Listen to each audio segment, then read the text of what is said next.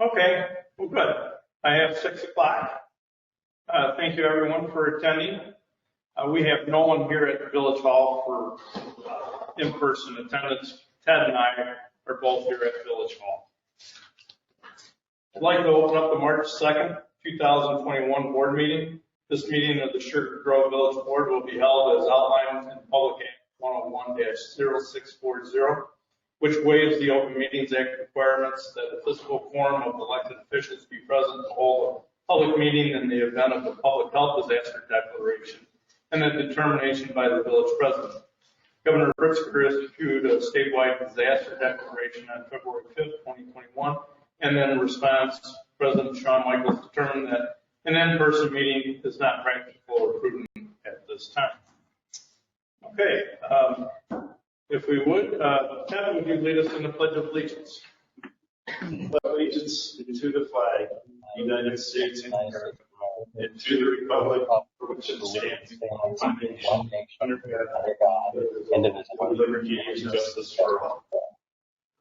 Thank you, Ted. Roll call, please, Alice.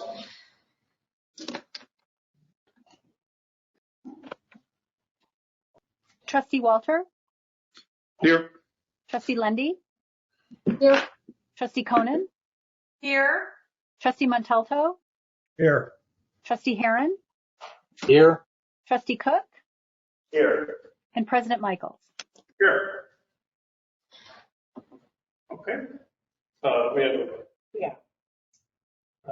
no public hearings, no appointments or presentations.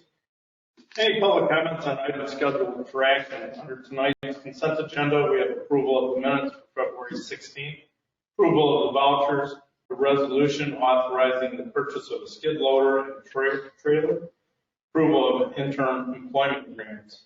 Under general business, we have a resolution approving an agreement with Hannaford HOA and a resolution approving an evidence storage and processing equipment purchase.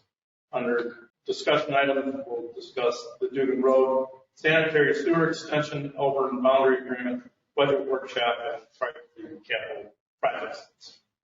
Any comments on any of those items? And Allison, did you have anybody submit anything in writing? There were no comments submitted in writing. So if any of the attendees online want to, they just need to use the raise their hand function and I can unmute them. Okay. Going, any public that would like to comment? If you would, raise your hand. Going once. Going twice. Okay, I'll close that portion of the agenda. May I get a motion to approve the consent agenda? I'll make that motion. Second. Trustee Heron, any requests to remove an item? I have a request. Okay. Can we remove the authorization to purchase of a skid loader and trailer, please? Okay. I'll amend my motion. I'll amend my second. All right. Any other requests to remove an item? Okay, hearing none. Allison, roll call on consent agenda items A, B, and D. Trustee Montalto? Aye. Trustee Heron? Aye. Trustee Lundy? Aye. Trustee Conan? Aye. Trustee Cook? Aye. Trustee Walter? Aye. Okay. Can I get a motion to approve the purchase of skid loader and trailer? I'll make that motion. Second. Okay. Discussion, Heidi? Yeah, I know I'd gone back and forth with Tony and Brad about this. They explained it, but I want to make sure it's explained because on paper it looks like we're just buying a new one every year or every 2 years. And I think there's a need for an explanation on that. Not that I don't agree or anything with Tony's, but I think one needs to be given publicly. Tony or Brad? You got that, Brad? I think you got to unmute him, Allison.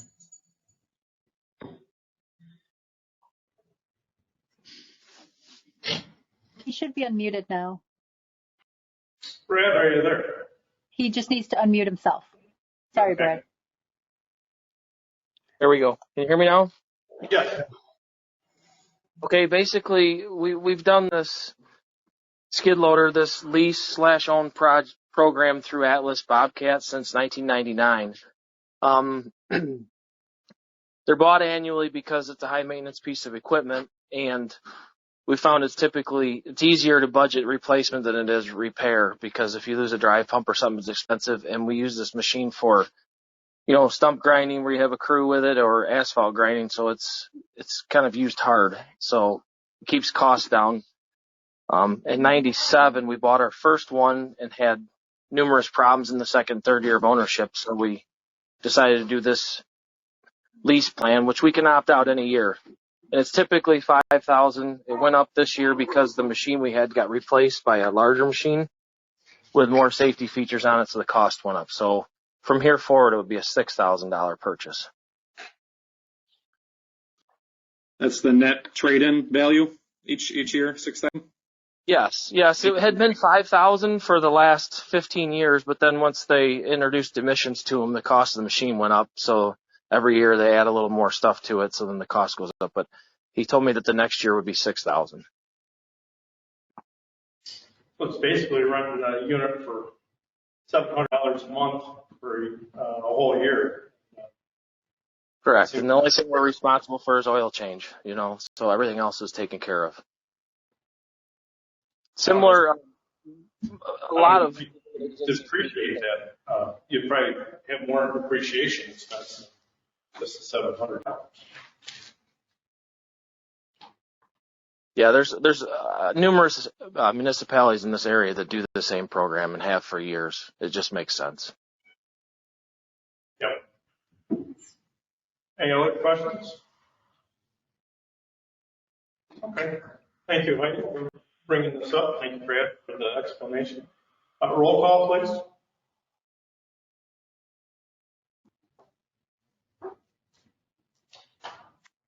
Trustee Montalto? Aye. Trustee Heron? Aye. Trustee Conan? Aye. Trustee Cook? Aye. Trustee Walter? Aye. Trustee Lendy? Aye. Under general business, may I get a motion to approve a resolution approving an agreement with the Hannaford HOA for topsoil removal? I'll make that motion. Second. Brent? Yeah, as the board knows, this is a project we've been working on for some time, primarily in conjunction with the Hannaford Farm HOA, as well as some of the vacant lot owners out there. And we do have a topsoil broker lined up to set up this spring to sell the topsoil off the main pile. What this agreement essentially allows is the village to continue that facilitator role, if you will. Without it, our concern is that we're not, essentially, we wouldn't really have the legal authority to, engage contractors or village employees or consultants to go on to the property, because we don't own it. So it really gives us that, those rights. It does not give us obligations. We can basically step away from it at any time. So it's the next step in moving this along. We do, like I say, we have a topsoil broker lined up who's prepared to go out there this spring. Assuming if this gets through tonight, our next step will be working with that topsoil broker, the HOA, and individual lot owners to identify the best access point to that dirt. And then we would have to get permission from a lot owner to access it. We don't envision that we're going to have any difficulty with that, but depending upon if that agreement is with the village, then that would come back before the board. And there's also the possibility that agreement could be with the HOA. I think it's more likely with the village, but potentially it could be with the HOA. But there would need to be an agreement in place for access. Some of the other things that need to happen is I think the silt fence that's required under the stormwater permit would be taken care of locally. The locally would be the brush and tree, removal and disposal. So there are plenty of steps along the way still to take place. Again, this agreement gives us the rights, if you will, to keep the project moving forward. And certainly, Laura, if I'm missing anything from a legal perspective, feel free to jump in. Oh, I think you covered it well. The SWIP has been applied for, and the village has possession of the notice of intent. Yes, Yes. I saw Tony nodding, and yes. Yeah, the SWIP is in the village name. If somebody else were to become the lead entity, then we'd have to have it transferred to a different group's name. But at this point in time, the village does have it in the village name. Okay. Any other discussion? Okay, hearing none, roll call, please. Trustee Montalto, Aye. Trustee Heron, Aye. Trustee Cook, Aye. Trustee Walter, Aye. Trustee Lendy, Aye. Trustee Conan. Aye. Okay. May I get a motion to approve a resolution approving the evidence storage and processing equipment purchase? I'll make that motion. Second. Thank you. Trustee Heron. We talked about this 2 weeks ago at the budget. Is there any follow-up questions for Chief? Okay. Hearing none. Roll call, please, Allison. Trustee Montalto, Aye. Trustee Heron, Aye. Trustee Walter, Aye. Trustee Lendy, Aye. Trustee Conan, Aye. Trustee Cook. Aye. Okay. Discussion items, Dugan Road Sanitary Sewer Extension feasibility. Tony? Yes, in June, we approved an agreement with EEI to take a look at the feasibility of extending the sanitary sewer to Dugan Road. The sanitary sewer ends at the end of Prairie Glen, and we were looking at the feasibility. We had some requests in the past from some of the businesses out there about sanitary sewer extension, and Michelle is here to give us a presentation on that analysis. Sean, if I may, I just want to remind the board that this is an interim report, although there's a lot of information in it, and certainly there are. It would be reasonable to reach some conclusions based on what is presented tonight. It is an interim report. We will come back when the final report is done. So certainly you may have questions tonight that any of us will be happy to try to answer. But yeah, this isn't the end product, even though it's really going to give you, I think, a strong indication of what the end product will look like. Okay. Michelle, thank you. So does everybody see my screen now? We do. Yep. Okay, great. So thank you for having me this evening. And I should say the whole goal of this report was to see, is it feasible and how would we serve the Dugan Road corridor? So as part of this presentation, I'm just going to walk you through some of the study area, where the existing collection system is, how that fits in overall with Fox Metro Water Reclamation District planning, because all of our sanitary sewer goes down to Fox Metro to be treated. And then ultimately, we'll start looking at some of the proposed collection system improvements, how we would see it routed, talk about some of the projections and the downstream capacity, saying even if we get it out there, can we meet the capacity downstream? And then talk about some of the next steps. So first and foremost, this is the study area. The study area is what's included in the light blue. So you see that. If you look at our existing sanitary sewer system, which is you see the red, the blue, the green, all the different little lines, that's the existing sanitary sewer. If you look at and say, I wanted to service this, you say, where's my closest point of connection? And one would lead to where there's a 0.1 shown, which is the Prairie Glen lift station. So that's ideally, we want to move it to the east because it's the closest point. Well, Fox Metro's planning and how they see this going, which is really all based on elevations and which way the ground flows, you know, your ground elevations fall, because sewer all flows by gravity, generally speaking, unless you have a lift station. You can see this area in here is generally the location of the study area. What's in this blue area, so that includes the study area, was really intended, you can see a faded black line or gray line that is supposed to head south along Dugan and then over to the east as you get further to the south. But right now what's happening, and if you notice all this existing part of town west of 47 is actually intended to go to the same direction. But if you notice, what's happening is everything to the east, including the Prairie Glen lift station, that lift station is supposed to be temporary. It's temporarily pushing the sewage over to the east to this blue area or to this yellow area, and that yellow area ultimately ends up at a regional lift station up by Blackberry Creek. So we're forcing sewage already in the existing part of town, Prairie Glen, to go to a place that it's not intended to be long term. What is temporary though? Temporary is it's not going away anytime soon. I mean, there's no foreseeable future of when this large sewer, the large collection system improvements would be made. It's many, many years down the road. I can't begin to guess. So that being said, we understand that we're not going to construct those greater improvements to head to the south. So let's get it over to Prairie Glen Lift Station. And that's what I apologize, that's what we initially did, and that's what this exhibit is showing. We would need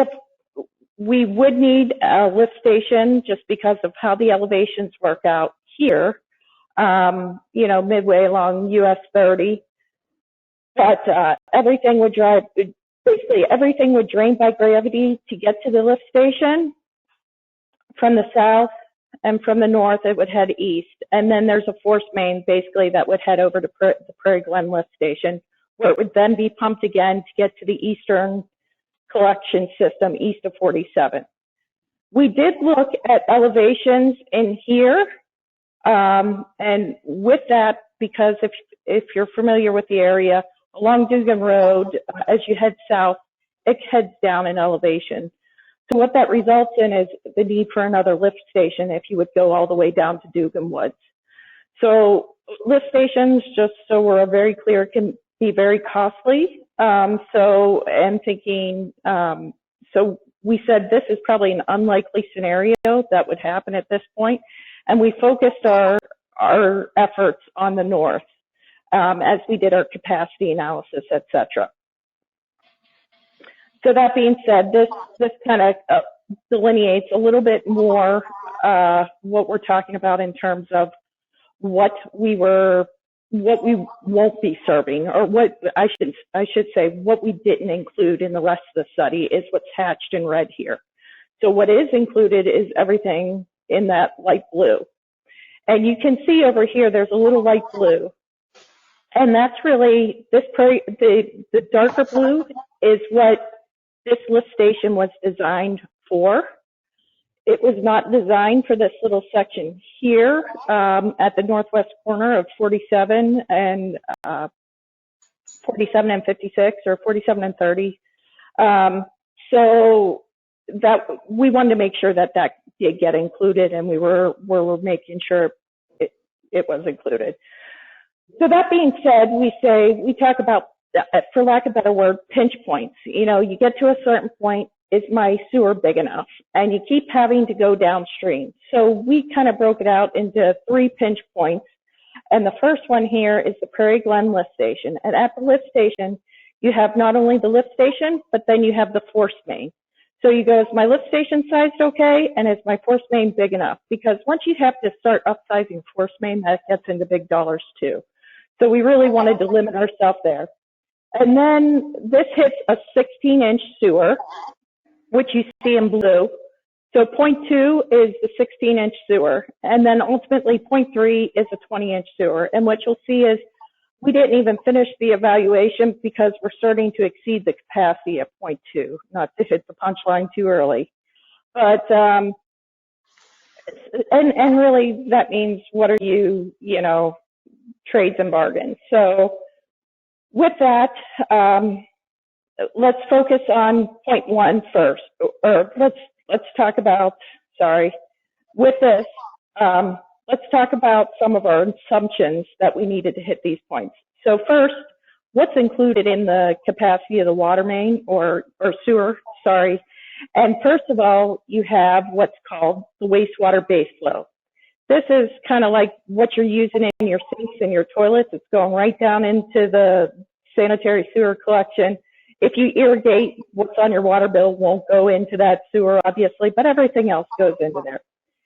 In addition, you have infiltration, which you can look to the side and see that infiltration is kind of in the locations where it creeps in. You have broken pipes and it's slowly creeping in. It's like the brown water getting into your pipes.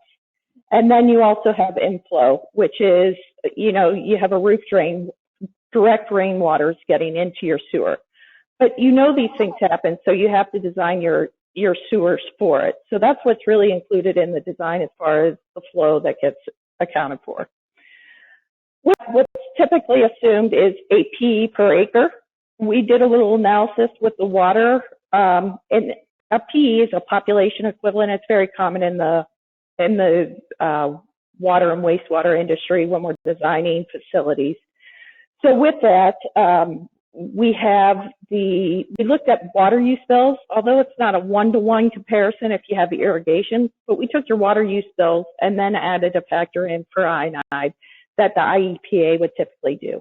And we weren't too off. 8 PE per acre, 8.3 PE per acre. So we ran with that 8 PE per acre. We wanted to check and balance. Is the water use that's happening out there, can we do it? Do we have a big water user out there? That's what we're checking here. So that's the point of looking at the historical water use. And it looked like we're in line with what the sewers are typically designed for within Fox Metro. So with that, I should state that that's our assumption for all the areas. But, along 47, you have a few fast food restaurants, and you might be aiming to get more of those in the future. Those typically are very high end, or they're definitely higher use of water and sewer. So that's just something to keep in mind as we explore in the future, that those are higher users. So when you're talking about where do you want to use your sanitary capacity, that's just a consideration. The other key thing that I should note is we typically, with a wastewater analysis or collection system planning, you would do flow monitoring. We had some old studies, some old information. Not a ton has changed since we've had that information, but it's probably about 10 years old. So we did no additional flow monitoring. That was not included here, and that was known from the beginning. But that being said, we should talk.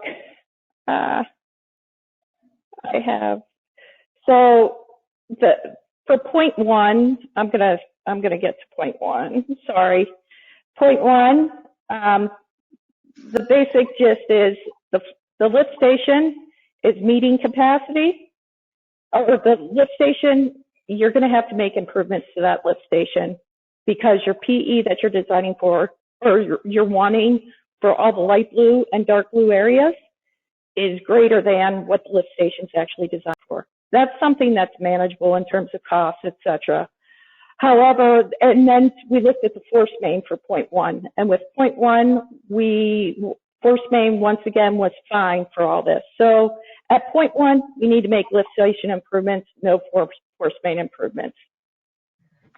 But now, so there you go. So estimated flow for point 1 is the 6,300 PE.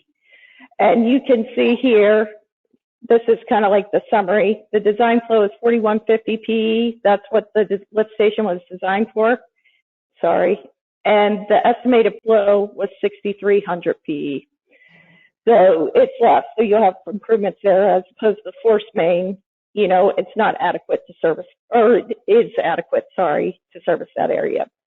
So then we went to point 2, which is that basically this 16-inch gravity main, and looked at that.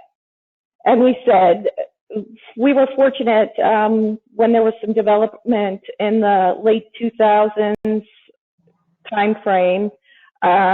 We worked with Fox Metro with a development that was coming in to find out what the interceptor capacity was at that location.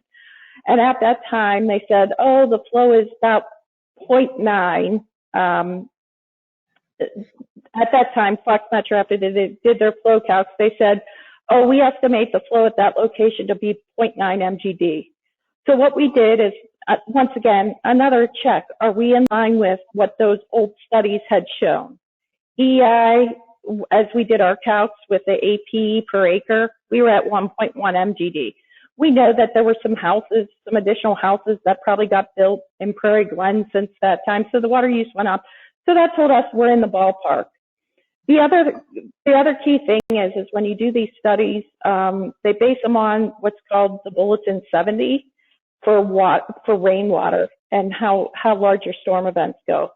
This has since been updated, and it's a little more conservative. They're saying we're getting larger rain events, so that means more water will infiltrate and inflow into your sanitary sewer. So seeing we had a slightly larger calc than the 0.9, we said we felt comfortable, at least for this analysis purpose. Before you need to do any hardcore design, we probably suggest flow monitoring. But once again, our goal here was, do we reasonably have capacity? So with that, we were able to move forward with our assumption of APE per acre. So moving forward, what that meant is we had the sanitary sewer. So with the sanitary sewer, how it is sized is there's a slope on the sewer, and there's the actual size of the sewer. And those are the two main factors that affect the capacity of the sewer. You have minimum slopes by state standards, and then you have what it actually is in the field. And that's why you see up here, the capacity of that 16-inch sewer ranges between 1.9 to 2.7 MGD. Depending, the 1.9 was at minimum, but at minimum slope, what actually got installed based on information provided from Fox Metro was more like 2.7 MGD. All the flow, including all the green area, et cetera, we were at 3.0 MGD. So what that's telling me is that at point 2, we actually have more flow estimated to go there than we do have capacity in the sewer. So that can start going, that means you either have developments that will use less water and sewage, or you start taking areas out to accommodate the lower PE based on these numbers. Now, the key part, once again, is we do not have flow monitoring data for this. So for village, anything under 15 inches is the village's responsibility. Anything over 15 inches and over is Fox Metro's responsibility. In this case, this is a 16-inch sewer, so it's Fox Metro's responsibility. And everything downstream, including that 20-inch, is also Fox Metro's sanitary sewer. So that's when we really, it told us we need to start having a conversation with Fox Metro, and that's kind of where we're at right now in terms of discussions, and they're going to help us out with some flow monitoring and capacity analysis down there. So with that, what are the next steps? First of all, we were also under contract to finalize the cost estimates. So our cost estimates will be the cost estimates to serve that include that lift station, the force main, and the gravity sewer out west to Dugan. Secondly, we are coordinating with Fox Metro to perform the flow monitoring to get a better idea of capacity analysis. We'll actually do that flow analysis with Fox Metro. And once again, these were outside of our scope somewhat beyond what we were anticipating with, and it's just how things evolved as we found information. And with that, once we have that flow analysis, that's when we would finalize the report. But then I think is when the real challenge comes into play, and that's going to be picking and choosing, not picking and choosing, but figuring out where you want to allocate that sanitary sewer capacity. It's really, it becomes an allocation. Where should we keep it?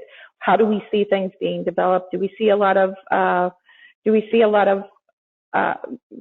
restaurants or fast food places happening along 47? Should we be a more conservative out west as a result? So with that, I'll take any questions or comments.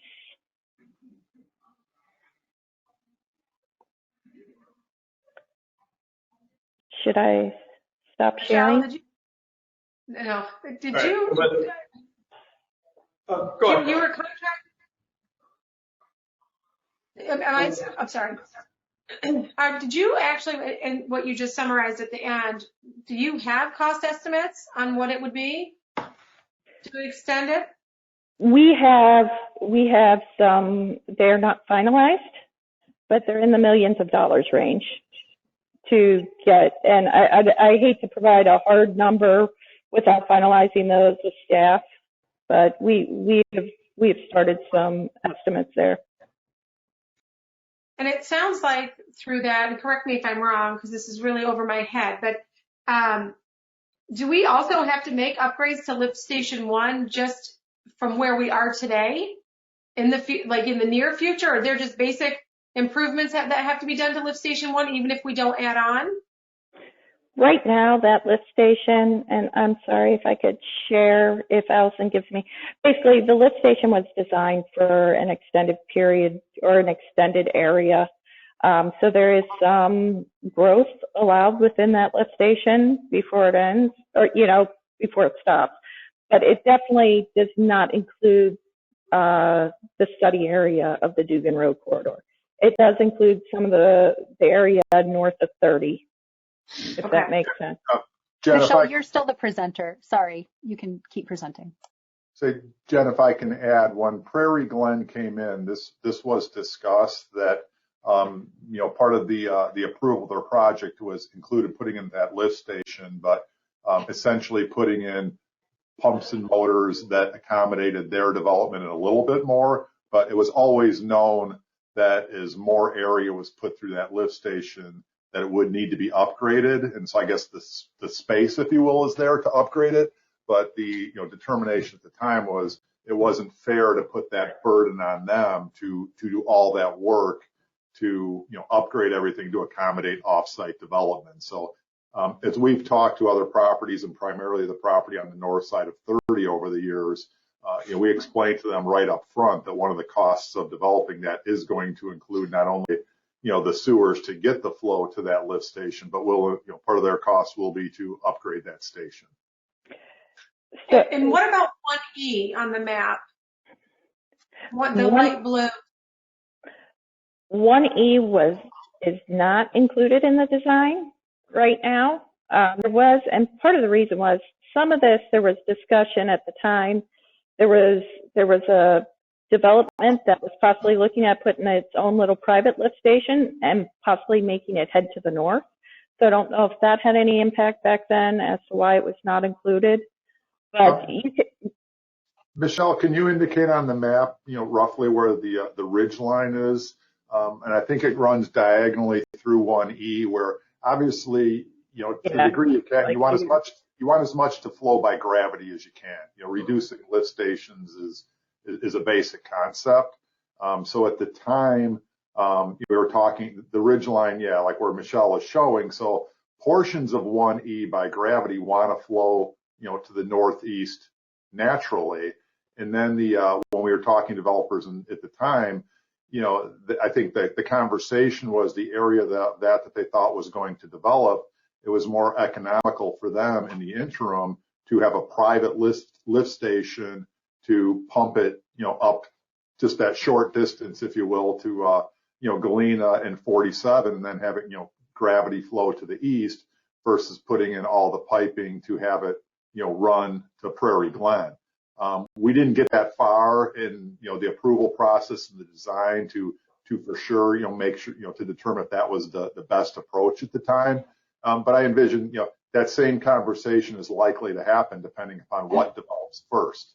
Is there a, what's the, there may be an interim step that may have, a private lift station that goes away at some point in the future. But currently what's included in the lift station design and future lift station design is what's in the dark blue. That's what it was intended.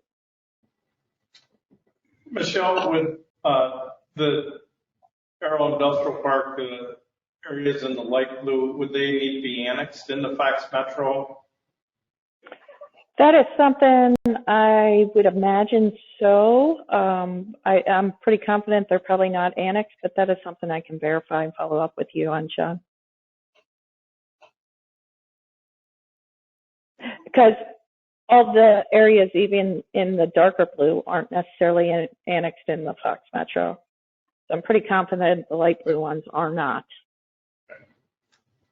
Yeah, I think one of the goals of tonight was to get that basic familiarity with the system and the study. And Michelle touched on it at the end that the real discussions, if you will, are going to take place in the future. When we get the final report, to then start talking about, there's only so much, PE capacity available, and what do we want to reserve that for? And just as Michelle described, you got the PE capacity limitations, and then, you'll also have to take in consideration, especially when we look at the Dugan Road area, the cost to extend the sewer out there, and, trying to balance the benefits of that versus the cost versus the, PE allocation that would take away versus other areas that could potentially develop. So, that'll be, I think, the real meaty discussion, and that's really when you're getting into those type of policy issues.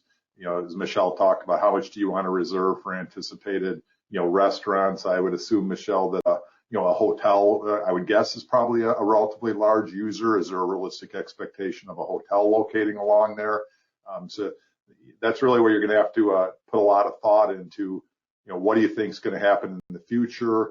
How realistic is it? And, do you not allow A to happen because you're hopeful for B? And that may be the right answer. That's what you're really going to have to grapple with. Michelle, can you go back to your slide presentation? Sure. That's good. Is 1E able to go to the north? Isn't there a force main to the north of Long Park? So what you see here is a 10-inch sewer right here. There is some capacity in this sewer main or right there, but from a gravity perspective, there's a ridge line here. So you might be able to service a few small things immediately south of the right-of-way, but there is a ridge line in here that will require gravity, because this sewer is pretty shallow where it's connecting on. So there would have to be some sort of likely lift station, but can't guarantee, because I can't tell you how they're going to grade that property, because you have a few things. The other thing we didn't mention is down in this area is the lowest part of the property. Well, that's probably where your detention goes. Until we have a concept plan, it's hard to say, yes, it could work, or no, it couldn't work. Michelle, just following up on that, would it be reasonable to say that, okay, if a portion of 1E, was interested in going to the north, if you will, that a similar analysis would be appropriate for that area? I'm assuming, and I guess I'm asking you, are there other areas that aren't part of this analysis that would flow through that same sanitary sewer that 1E potentially could go into, such as the property north of McDonald's, property on the west side of Division Street? Do they generally flow to that same, or do they flow somewhere else? And would a similar study be needed? So where those two join up at is right at this lift station by Blackberry Creek that I'm circling there. that's where the sewers join up at. So there's a whole network of sewers down over to the east and then up to the north. But here, this basically cuts along here, goes up, and ends up at the lift station. So in terms of would a study be needed, I know there was some temporary, I'd have to look. I know there was some homework done with that to think that there was some capacity in those sewers to get to the lift station. But once again, those are all entering into Fox Metros because we really only have to get it up to here. And I know when we designed this sewer here, it's a larger sewer. It's a 10-inch. You're probably okay depending on the land use. So where it really becomes factor is, once again, you're going to have to go to Fox Metro and say, do you have capacity in your interceptor sewers, your larger sewers up in this area? You know. Michelle, could you just point out where the Cope property and adjoining properties to that, how they'll expected to flow? And I apologize because the bar is right over I can't move it. So for me to show you, sorry about that. The bar for the go-to meeting was right where I was going to show you. Oh. So you can see the go-to meeting. So this is the 16-inch, goes to 20-inch, and then cuts up. You know, so you're here, and then there's also part of this property with Settlers Ridge. You can see there's a second sewer because there's a ridge line that goes through this property. So it just depends where it falls on the property, whether it would go through the sewer to the east or this sewer here. Thank you. Is it usually a first come, first serve? Because Timbercrest, the residential development east of Windsor Point, is looking for developers to move in there, yes.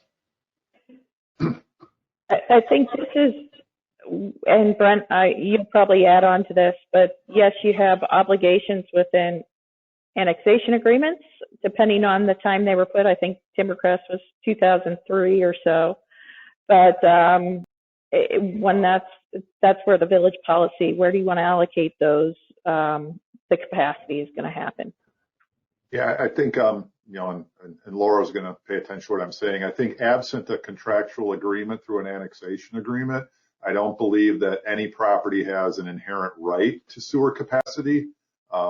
Certainly, you know, the systems are typically designed, and for the most part, you know, it seems to be fairly logical who would have access based on, you know, what's in the ground. But I don't believe, unless there's a written agreement, you know, legal document, that anybody has a legal claim to any capacity in the existing system, just inherently.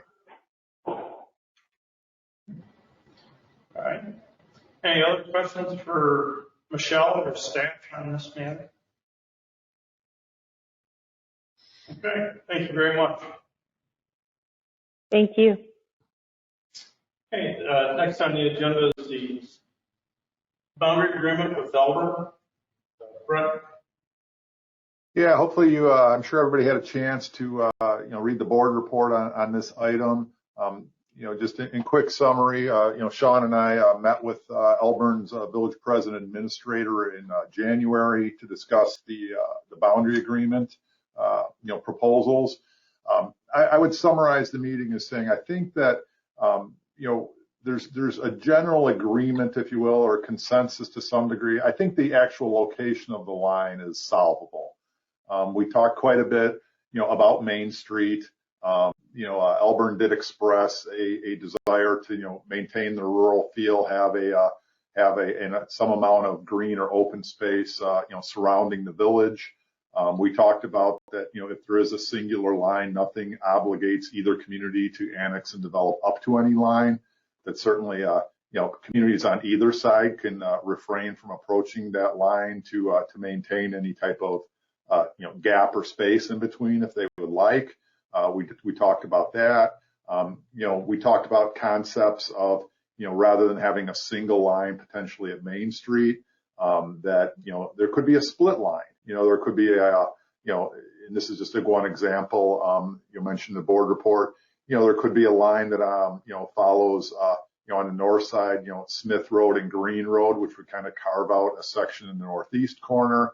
I think it would be Green Road on the south side that would carve out kind of that corner as well. So there are options up there, and roads are usually, the easiest things to you, but, boundary lines don't necessarily have to follow a road. They can follow property lines or some other feature. But I think that based on that conversation that, I think we'd be able to achieve common ground on where a line should be.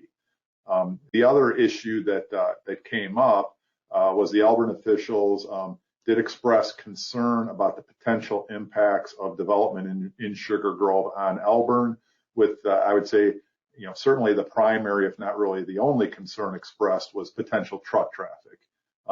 They're certainly aware of what had been proposed on the Crown property. And they did express concerns that if a similar type development was proposed, that it could have impacts on Elburn. We did not get into any discussion about the traffic study that was done at the time, the amount of trucks that we projected or any of that. It was much more just that overall concern. The Elburn officials did indicate that one idea they had to mitigate that would be that the boundary agreement would include language that said that if the Village of Sugar Grove was to approve development on that property, that we would need to approach Elburn to discuss some type of financial consideration to offset impacts that development could have on Elburn.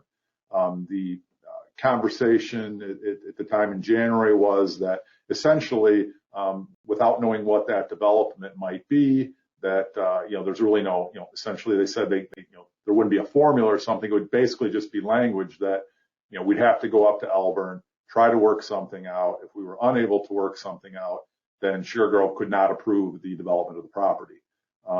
As stated in the board report, at the staff level, we've talked quite a bit about this and tried to come up with something along those lines. And quite frankly, we've been unable to envision a scenario where that seems to make sense, at least from our perspective, in that the concern is that type of approach, you're essentially would then be ceding your authority to approve a development to the elected officials in another community. However you want to phrase it, you could say they would have veto rights over what you did or did not want to approve, and that the way to work through that would be by some type of financial payment. We have great concerns about you giving up those rights. We have great concerns about the ability to negotiate a payment of what it would be based on. We have concerns if we introduce something like that in this boundary agreement, what happens to the 7 existing boundary agreements that we have. We're fortunate that, most of those, I can't remember if all of them have been relatively recently negotiated where we have a number of years, but sooner or later those come back. And, are those communities then going to say, hey, we want a similar provision? We've tried for many years to try to work on a boundary agreement with Big Rock. Does that become a provision in that one? And then also the flip side as well, if that makes sense in that direction, then, should Sugar Grove say, well, hey, maybe nothing's been proposed in Elburn yet, but what if somebody proposes something up there that we think have negative impacts on Sugar Grove? Should Sugar Grove then have the reciprocal authority to say, you can't approve developments up there unless, the Sugar Grove board is okay with it? So we really struggled with that concept. So where we're at right now is, looking direction from you on how we should respond to Elburn. We certainly want to continue to try to get a boundary agreement. We think it's appropriate and a good idea, but say staff's recommendation would be to say, a line either at Main Street or a close by alternative, possibly split. But, unless you direct us otherwise, we just can't come up with a financial consideration model like at least has been proposed. Yeah, and I would suggest that we copy a similar boundary agreement that we have with Batavia or North Aurora and forward that up to Elburn for their consideration. We could show the split line. We could send both exhibits, a split line and the one at Main Street, and ask them which one they prefer. But I would use the same agreements that we've used with the communities to the east. I would agree with what Brent was saying about I can't, even though my time on the board is short, I cannot think of any scenario where I would be willing to give up something to another community for us to make a decision in our community, whether it be financial or giving them veto power.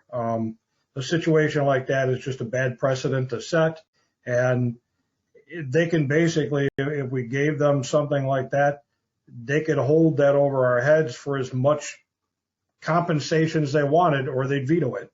It would take away our bargaining aspect of being able to even talk about compensation. So I think I would rather go without a boundary agreement. And I've stated this before, as it seems like the way Elburn is developing, they tend to be developing more toward the north than the south, because 64 and 38 are a normal boundary for them. We are going in the same direction. There's much more development heading toward the north than it is on the south side of the tracks. So I would think that we would approach that boundary faster than Elburn would. And I would think they would come to us begging for a boundary agreement in years to come as we started getting closer to the area they don't want developed. So I would say if they're willing to negotiate, but the boundary itself, fine, but no compensation, no veto power. Jen, did you have a comment? No, I was going to say I agree with Rick. And obviously, we all understand that there's concern in the community for impacts on what Sugar Grove potentially may do down here. But, you know, we can't handcuff future generations in Sugar Grove to be at the mercy of Elburn. So I would ask Sean and Brent, in that meeting that you had, did it seem like they weren't going to sign a boundary line with us if there wasn't financial compensation, or did we just not know that until we go back at them with the same? Seems like we've already presented the boundary line and said, you know, this is what good neighbors do. You have a boundary line, and they don't seem to agree to that. So I guess my question is this a wasted effort? Or do you think that there's really there's the potential, I guess, that we could get this boundary line done without compensation? You know, I think that's where we pose a question to them by sending them the formal agreement and let them decide. If they don't respond, then we have their answer. But I think, you know, it's in our best interest, the community, both communities' best interest, to get a boundary agreement signed. And the best way to do that is to take a proactive step by sending up the agreement that we've worked with a number of other communities on and not show the compensation, because we wouldn't agree to that. So if they reject it, then we just don't have a boundary agreement. Yeah, if I can just add to that, and I agree with what Sean's saying, in that, you know, all we can do is try. But I think if you can remember back to when Elburn last discussed this at one of their board meetings, if you had the opportunity to listen to or watch the meeting that they posted, you know, my recollection of it was that this idea of financial compensation was raised by, I believe, one of their trustees, and I believe the village president expressed agreement with it. But I don't recall hearing the other trustees at that meeting commenting on it, which I don't want to interpret that necessarily, you know, that they're against it. But at the same time, I wouldn't interpret it as they're for it. For what I remember, there seemed to be a consensus as far as concern about potential impacts, and again, focused on trucks. But I don't believe in that meeting. I think it's accurate to say that there clearly was not an expressed, you know, consensus or majority support for, you know, financial compensation or no boundary agreement. Again, I don't know what their position is, but that was not expressed at that meeting. Any other comments?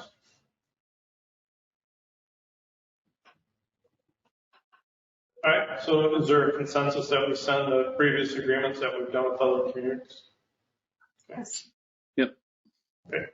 If I understand, just to add to that, and then essentially give a couple options, you know, essentially a straight Main Street, if you would, or something that shows a split line with a little room on both the north and south side of the lines. I think that's what you were indicating, Sean. Yeah, and I think that's consistent with what we did with Caneville. Mm-hmm. Okay. You might want to send that exhibit to the board just so they could review it and make comments before we send it up. Yeah. You and I have an idea of what we were talking about, but the rest of the board might want to see the roads. Sure. And if I can just quickly add, if those of you who may not recall, when we had our negotiations with Caneville, that obviously we all know we're successful in reaching a boundary agreement, we did exactly as what's being said. We proposed, two concepts, one with a single line, which is what they ultimately said that they wanted, we approved, but we also offered to them a different agreement that showed a split line that would have left some area as, neither community could have entered into the time of the agreement. So same concept as you said that we presented to Caneville, obviously different location. Okay. All right. Thank you.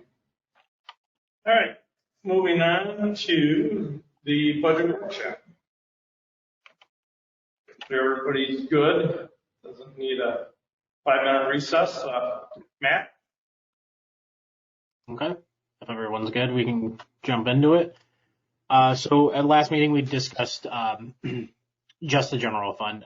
We did have an item that really didn't get any addition, so it was pushed to this meeting, and that would be the proposed part-time village clerk position, which is attached to this memo. So I can turn it over to Brent to discuss that position, but you do have a memo regarding those that proposed position. Sure. I think you'll recall when the former village clerk retired, at that time, we had talked about adding budget hours for a replacement part-time clerk, and the decision was made to not include it in the budget, but, let's see how we did, which we, overall, I would say have done pretty well over the, in that time frame.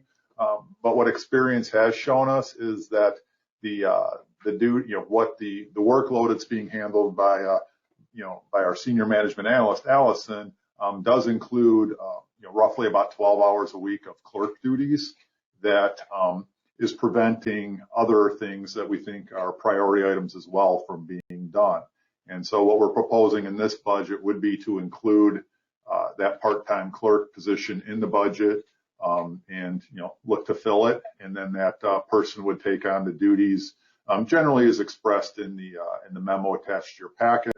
And then we also had a list of some specific projects and type of projects that then would be freed up time to, for us to tackle. So that's the request, to include it in the budget. And certainly we can answer any questions between myself, Matt, and Allison that you might have. I don't see a budget number or a dollar amount that you anticipate this position to cost. So for that, it is going to be split just like it's going to be allocated like Allison is. So in the general fund, it's about $9,600.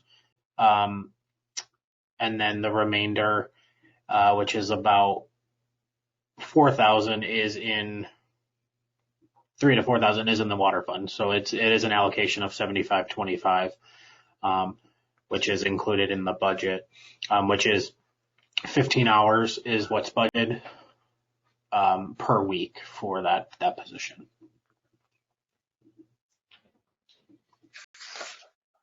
I support putting it in the budget. It seems like short dollars to be able to free up Allison to move on and do her job effectively. And what it seems like we're maybe hitting a growing stage here in the village, and she would be better.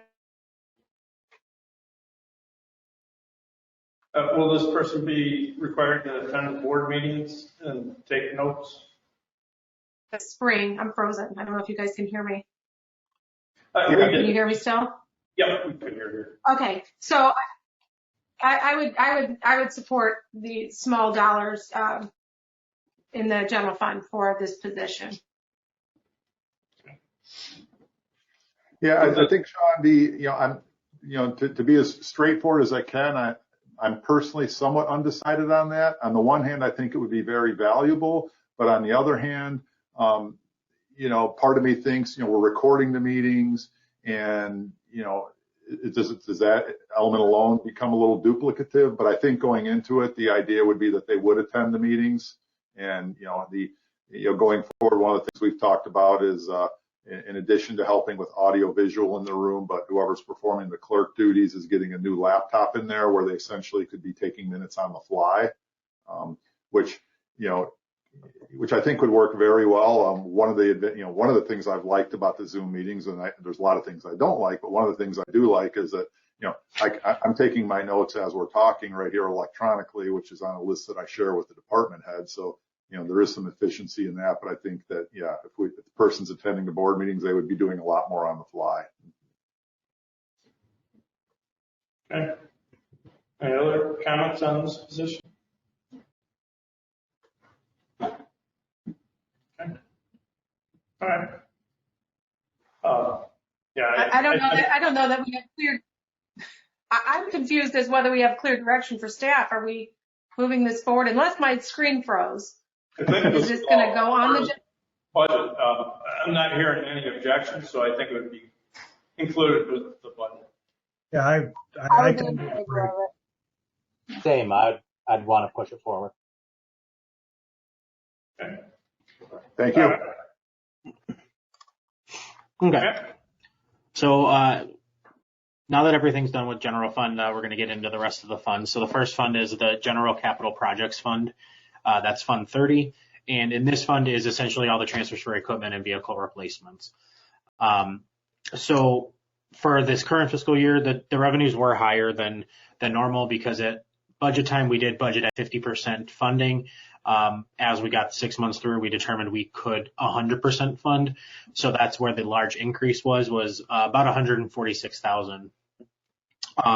We also did do a transfer of $100,000 from the general fund into this fund to do the public works painting. So after discussions, and I talked with President Michaels, what we're going to be doing is doing a $50,000 transfer, since 50% of that could be funded out of the water fund as well, since they're both out of the same building. So what that's going to do is $100,000 is not going to be transferred into general capital. It's going to be $50,000. And then the additional 50 will be transferred into the infrastructure fund, which you'll see in a couple minutes, will be changed from 300,000, which we transferred, to 350. So same amount will be transferred out of the general fund. So that will not change. It's just where that allocation will go. Will be into the infrastructure fund for an additional 50,000. So as we're going through expenditures for this year, all came in fairly close to budgeted amounts. So that was a good thing. Going into next year for revenues, again, it's going to decrease because we again budgeted at 50% replacement, as well as we didn't make any of the transfers as we did for the infrastructure or the painting of the public works. So that's the reduction in revenues. For expenditures for next year, there are some items. There are some vehicles and trucks to be replaced. So there are 3 in the police department, 1 for patrol, 1 for sergeants, and 1 for investigations. And then in the street department, there's 2 trucks to be replaced. Can we pause for a quick second while you're right there? Sure. Chief, I don't know if you have the mileage on those vehicles and what is customary when you replace and where they stand today.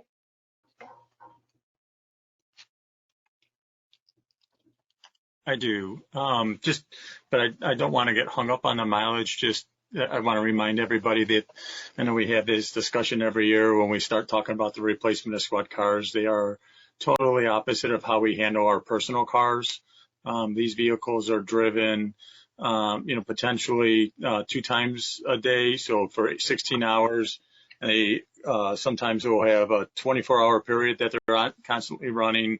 And then in rare circumstances, they're operating at a 32-hour runtime. And then we try to give it a little bit of a break of an 8-hour shift or 16-hour, and then it starts back up again. So mileage is not the ultimate say-so about replacing squad cars, because you have to remember a lot of the times the officers are getting ready for work. They're starting their cars up. They're defrosting the windows. They're starting up all the electronic equipment that's taking place inside of there, and the cars run all 8 hours.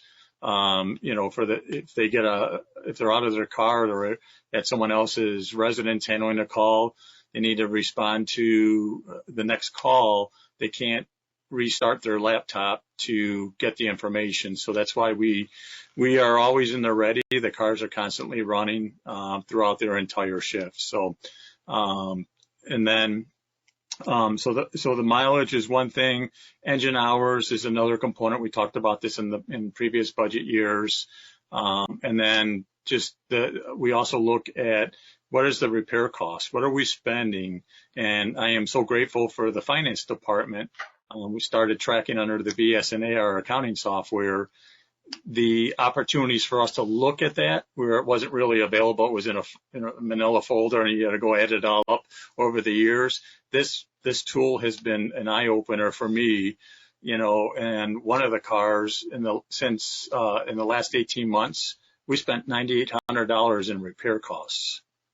So, and another one we spent, almost $5,400 in repair costs. Now this is not including gas. This is, you're looking at, engine work to, we just took one car down.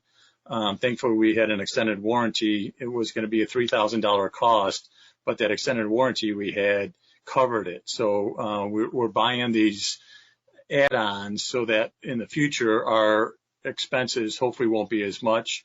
We're also looking at the hybrid vehicles where we're getting better gas mileage, where it's both gas and electric start and idling time. But some of the cars, they're on the mileage, they're hovering 77,000 miles. The cars are not going to be replaced right away. I talked to the dealership today, the Chevy Tahoe. That production line is shut down for police Tahoes due to COVID and the supply chain. They just can't get the parts, secondary and third and so forth, the parts to keep that line moving. So they are getting indication that they're hoping they're going to start the production line back up in the fall. So that car will be a 2022, but it's not going to happen. And then once you place that order, you're looking at a 10 to 12 week run time, and then another 2 months before it gets in line to get our outfitted with all the equipment. So I hope that helps what you were asking about, but I don't want to, give the impression that it's a personal car. It treated as a personal car. They're driven hard by the officers. They're, starting and stopping extremely fast, and the cars are built for it. They're better built today than they were when I first started this job. The suspension's phenomenal. They're heavy duty, but the costs involved to replace them. And as we see, as they're getting older, this software product from finance has shed a light. I had no idea we were spending almost, up to almost $10,000 in the last 18 months on the one vehicle. And we're still going to be another, 5 to 8 months before, if we get approval, that car is going to get replaced. And I'm hoping, and knocking on wood, that there's no other major costs involved. I guess the second part of the conversation too, and Rick, I'm interested in hearing what you have to say too, but you did mention that we're not replacing. So I guess it begs the question, with the addition of these 3 vehicles, how many vehicles do we have in the fleet? We are reducing. I'm sorry, we're replacing 3 of the vehicles. We're not adding 3 vehicles. 3 vehicles will be auctioned off, sold, or salvaged. And Jen, I will go ahead and jump in for a second, and I'll mirror everything that the chief said. What I'm looking at is the 3 that are being replaced are the 2014 Interceptor sedan, the 16 Tahoe, and the 17 Interceptor SUV.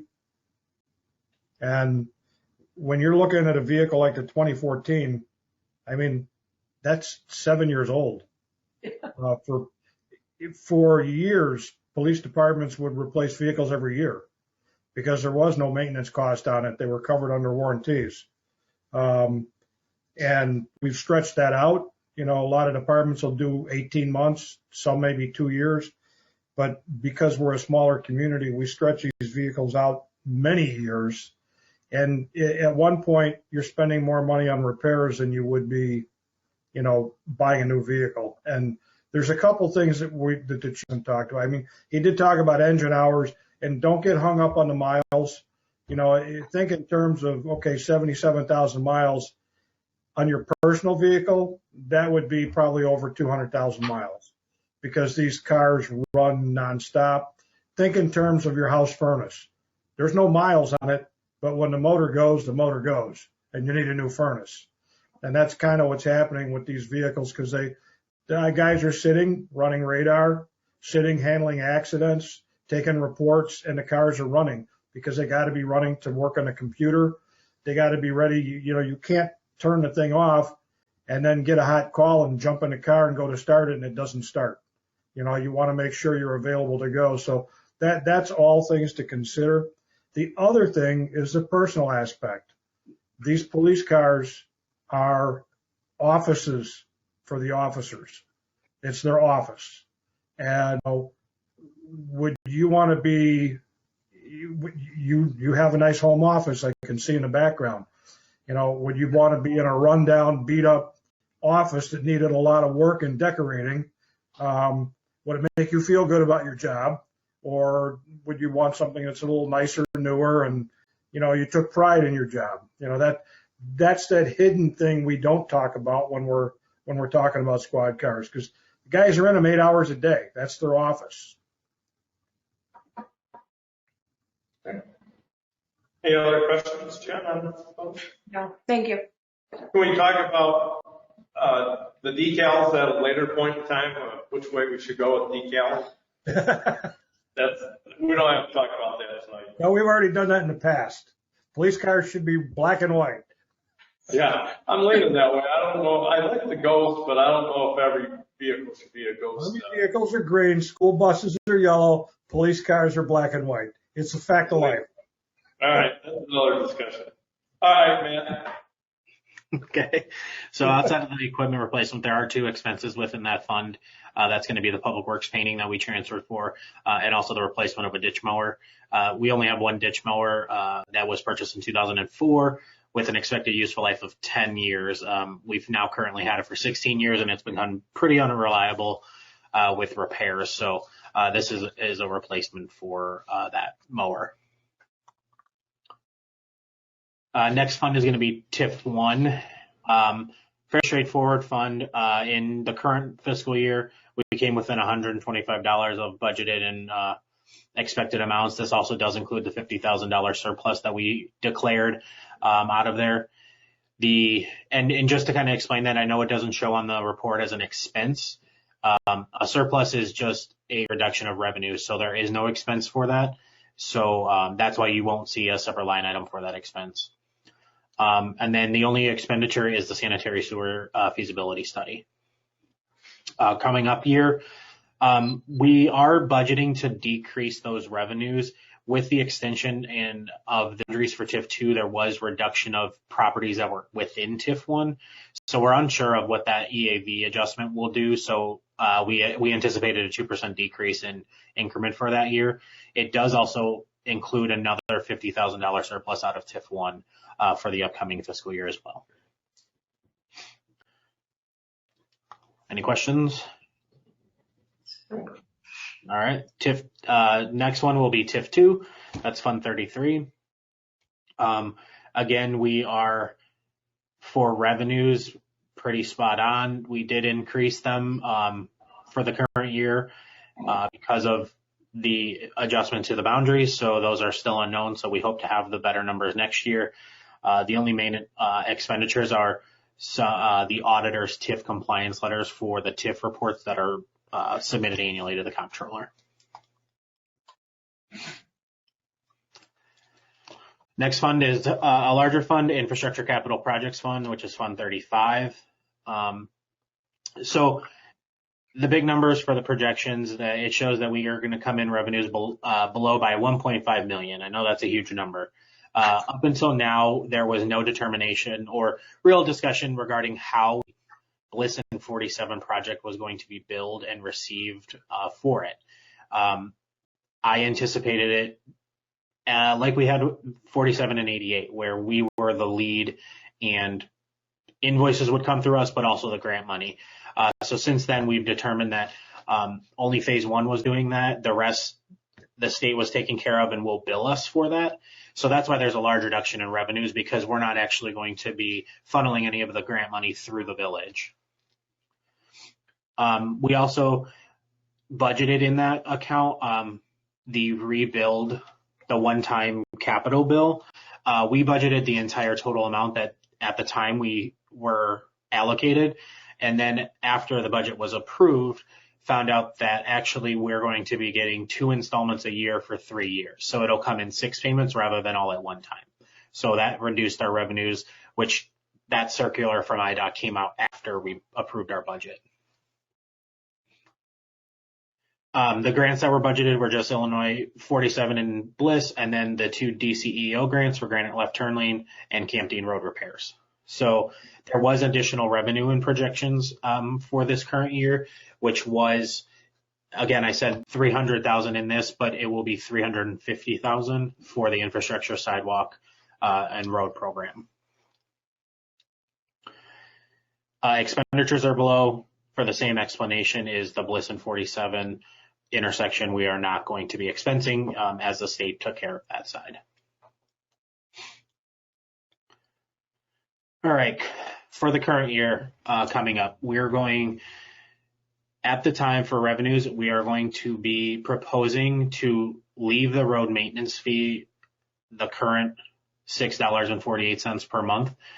This is the same as the current year and last year, so it has not been increased in 2 years. The revenues are going to be lower than we had for this year, just due to not having any transfers from the general fund. And we are increasing non-home rule sales tax slightly, just because we're still unknown on COVID, since the non-home rule sales tax does affect those portions of what non-home rule sales tax is eligible for. So 21-22 expenditures are going to be slightly lower as if we don't have as many projects going on. So we do have dedicated sources for these projects, and those projects are our remaining engineering on Bliss and 47, and then the construction obligation that is for the village for Bliss and 47. We have road program engineering and construction. There's bridge evaluations for the bridges within the village, an ADA program, and then there's a portion for Hannaford Farm topsoil, which is strictly just the remaining amount that the village is eligible under the current file load. Gordon Road median maintenance is a estimated amount for the summer maintenance of landscaping and grass cutting. And then there's seal coating for the bike path and the 140, 160 parking lots in this fund. The remaining revenues, which are mainly from non-home rule sales, are dedicated to the bond payments for the 2013 A bonds, which is the municipal drive bonds. So is the $300,000 that we're not paying in bond payments reflected in this revenue account? The $300,000 is going to be reflected in the projection, so the 2021 revenues, not the 21-22s. That money will be transferred in, and then it would be sitting in the fund balance for future projects. And with the IDOT, or we're doing the road evaluation this year, is that through CMAP? Should we not be doing more in engineering to anticipate some road programs in the next fiscal year, 2022 to 2023? So you're saying do engineering in 21-22 for 22-23? Yes. That would be a Tony and Michelle question about timing on those types of engineering projects, which I can. We're supposed to get that report back this year, let's say July. It would still give us time to start doing some engineering for the previous or for the next fiscal year. Correct. We have a meeting, a kickoff meeting this month for the CMAP road program evaluation, and they're ready to go. And hopefully we do have the report back in the summer. So I believe we would have information if we wanted to proceed with engineering for next year's project. We usually do start that in the fall, so I believe we would have plenty of time to get that going. So yes, that would be acceptable.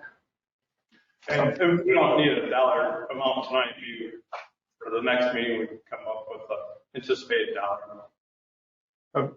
Sean, if I may just clarify my understanding, and Matt, so Matt, you have in here the 55,000 of engineering and 554 of construction. Is that kind of our quote normal road program?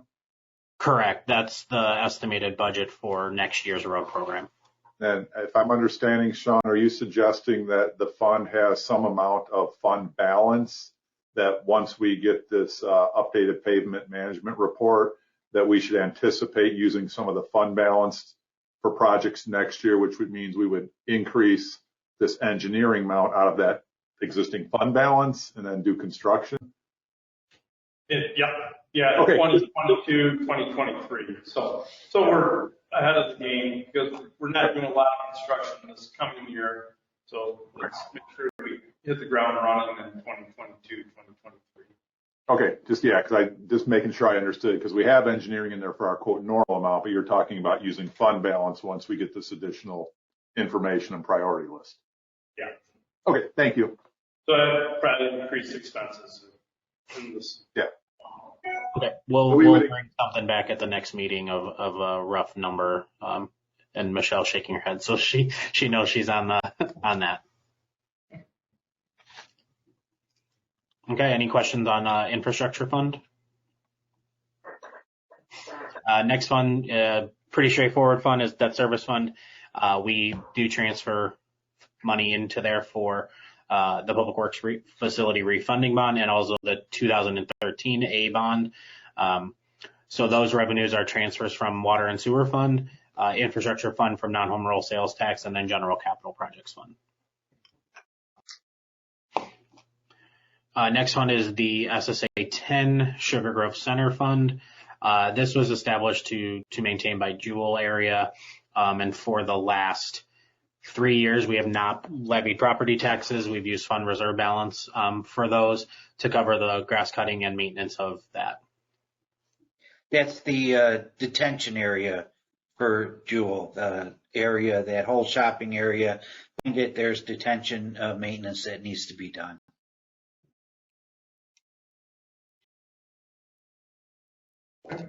Okay. So here's the larger fund, the Water and Sewer Fund. So in the current year, we are projecting to have a surplus of about $783,000. What we have proposed is a surplus of $78,000 for the next year. As proposed in the budget with the financials, we are proposing a 3% rate decrease for fiscal year 21-22. If we remember back when the utility committee 2 years ago was convening, we had approval for 3% for 3 years, and in the last year we had a 0, and this year we're proposing a decrease of 3%. So it is a good move forward for utility rate committee as well. So we've had increased usage in the last year, accuracy of water meters now that they're completely functional for the most part. So the recommended fund balance for the end of the year was $833,000. So we're roughly at 610. That has changed a little bit for next year. So, but we are now back above our 25% fund balance, which we were not going into the year. Okay. So to discuss fiscal year 2021 revenues were estimated higher. They came in above about 326,000, and that was due to the high water usages and COVID. People were being home more pools were installed. So it overall increased on a per resident basis.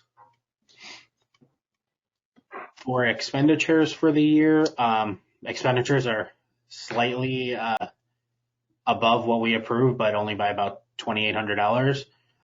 This does include a $225,000 transfer to the Water Capital Fund to begin the phase 1 engineering of Dugan Woods completion of the water main project. So since we have an increase in the projections for the surplus, we are transferring that money to complete phase 1 engineering next year for that project. And just before the meeting, I was talking to Matt about increasing this transfer to the Water Capital Fund. Since we have $610,000 above our fund balance requirement, maybe we split that in half and move an additional $300,000 into the Water Capital Fund, because we know we're going to have the phase 1 water main project, so we might as well put what surplus we have in our capital fund to anticipate that project and the other projects down the road. Yes. So, yeah, I did talk with President Michaels, and I do feel comfortable with that to make sure even after audit and all those are done that we are above still our 25% fund reserve balance, if that was the consensus of the board to make that transfer into water capital. Seems fine. All right. Okay. Yep. So I'll move forward with that. So getting into 21-22 revenues, again, it does the current proposed does include the decrease in water and sewer rates of 3%.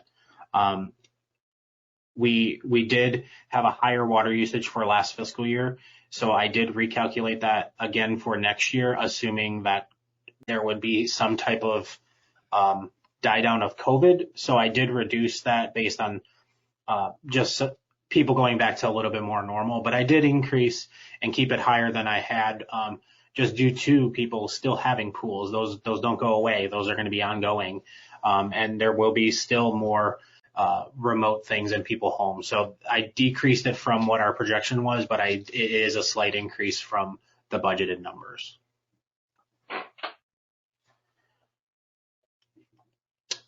Getting into the expenditures, we'll talk about. So salaries are still the same as they were in general fund, COLA, which is to match the average of the 2 union contracts, and steps for eligible employees.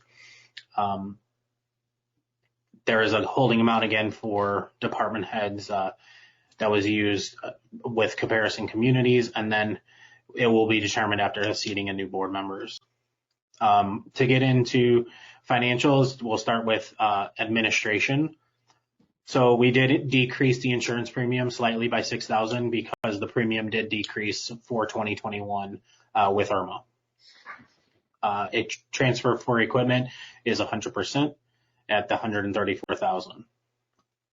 There's a transfer that's in here for infrastructure. This large increase of $850,000 to the infrastructure replacement is to partially fund the anticipated cost of the Dugan Woods water main project, which is anticipated for 22-23, unknown right now until there can be phase 1 engineering and get good cost estimates for that. But this amount will be transferred to the Water Capital Fund and set aside for that future water main completion of that project. And then in that account as well, there's a transfer of $125,000, which is the water meter replacement program, which is a 10-year useful life. So we have been transferring that amount, which is the anticipated cost to replace after year 10, so that it does not affect our operating budget. And then you'll see that the interfund transfer expense decreased down to 0 as the 2009 bond did fall off. So that was $322,000 this year that we will not have next year. The next department is PW administration. There was an increase in SCADA services for the projections, but we have remained the same as last year for the current upcoming budget. There was decrease for repair and maintenance on buildings as a lot of the projects were completed. General equipment did decrease by $19,000 as we did purchase the air compressor, gate operator, pressure washer, and equipment trailer that was approved and purchased. The next department is water operations. There is an increase in there with some of the items that we had done at Village Hall with security system access controls and the gate that is needed at the well houses now. That's what takes up the increase in the budget for that account. Electricity was decreased. We did go out to bid for the electrical aggregation program last March. So those rates did decrease, and we've seen a decrease in our expense. Sewer operations, for other professional services, it did increase from the projections by $45,000. However, that's because the flow testing in Windstone, Black Walnut, and Bliss Woods was not completed last year, which was budgeted, so it got pushed to. So then water capital. Engineering, it did increase by $205,000 from prior years. There are some projects that remain to be completed, which is the risk and resiliency plan. And then there's two new items in here, which is a waterworks system needs assessment and a sanitary sewer needs assessment. The waterworks is budgeted for $200,000 and the sanitary sewer is $100,000. There is description just below this of what each of those were. If there are questions on that, Michelle is here, Tony can answer, and Brad's on the line. Tony, how does this waterworks system needs assessment change from what we did for Crown? Crown had paid for an assessment. The Crown only looked at the Crown property. It did not evaluate the whole system. So the whole system hasn't been evaluated since we did the last study in 2006. I thought we looked at the entire system to see if there's excess capacity to help support the Crown property. Well, that was just one component of it. I guess I'm not following you. If you're looking at the water system to supply Crown, how does this differ from what we're talking about? And I guess I'm just asking the question, what are we doing differently than what we did for Crown? Tony, do you want me to expand on this a little bit? So a few things. So first of all, the model, part of the water model was only updated to kind of refine how it affected Crown. The whole water model was not updated for the total village. It was just saying, are things in line at the connection points where Crown was, and really modifying that. In addition, there's been changes and updates to like the shallow groundwater, et cetera, where potential wells, tanks, where those might fall to the whole system, not just for the Crown property. We really had a focus on the Crown property, if that helps. Sure, yeah. No, that's much better explanation. And just a quick one for those who aren't familiar with what I think Tony was at 2000. Did you say 2006 the last study was done? Yes. Yeah. If anybody's interested in seeing that, not that you're going to study it in depth, but just to better understand the scope of what a study like that looks like. If it's not available online, I'm sure we can post it or make it available one way or another. We shared that a couple months ago when Michelle did a brief overview. There you go. We already did that. Never mind. Can I ask a quick question here? I'm not sure if it's going to fall under a needs assessment for the water system or under the upcoming water capital fund. With stuff that's going on in the world today with people hacking into local governments and stuff for, fraud reasons or for terrorist reasons or whatever else, how are we protected computer-wise with our water system? And is it something we should be budgeting money to make sure that there are checks and balances in place that we could avoid being a victim? To be honest, can't answer security questions for that. We could reach out to Jeremy, who handles that, unless Tony and Brad have a better answer on that. I'm just saying, as long as we're talking about, the water system and what needs it may have, or whether it's a water capital thing, I think it's certainly something that we need to start thinking about, if not this year, in the future. Just wanted to throw it out. Yeah, the risk and resiliency is looking at some of those issues that we're currently doing. So we are reviewing that. I don't know if I'm getting through or not. I'm having technical difficulties. Yeah, no, we can hear you.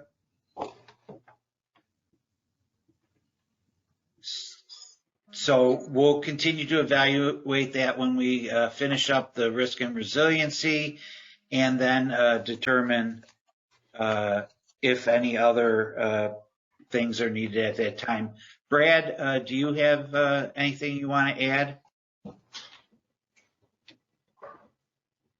Can you hear me? Yep. No, I think the biggest thing to add is that SCADA system has its own computer that runs it, Rick, and it's not connected to the village network, Okay. if you will. So they're pretty up on that stuff, but we have asked them to look at it and see if there's more that we can do. So Okay. we've been on it with our SCADA provider and Jeremy. So Good. I just think it's important that we're proactive on it so we don't become victims. absolutely. And I think it's probably important to note, as part of the risk and resilience assessment, that we are engaging with the SCADA consultant to ask some of those questions. Okay.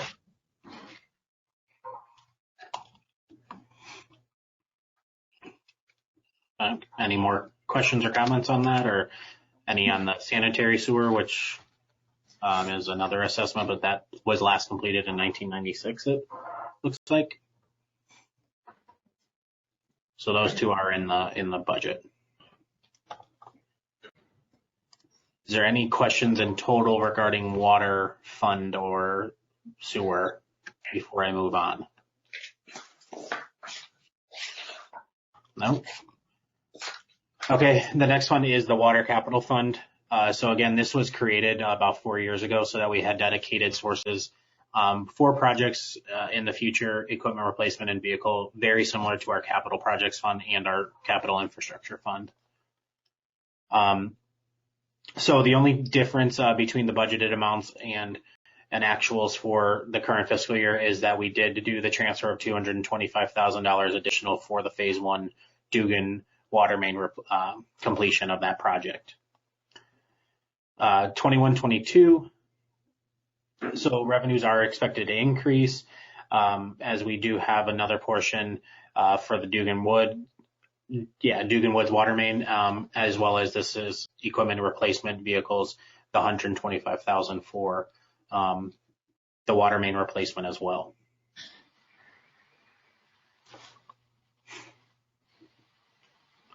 The garbage fund is next. Revenues slightly lower than anticipated, and expenses have increased slightly. We do still have a fund reserve balance.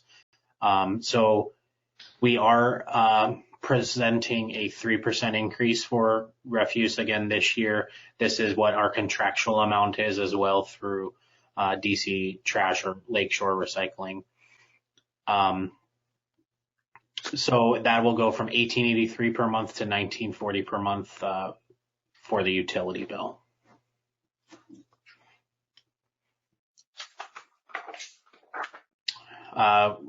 Last fund is going to be police pension fund. Revenues are projected to be higher than budgeted, and that's due to their investment income is greatly higher than they anticipated.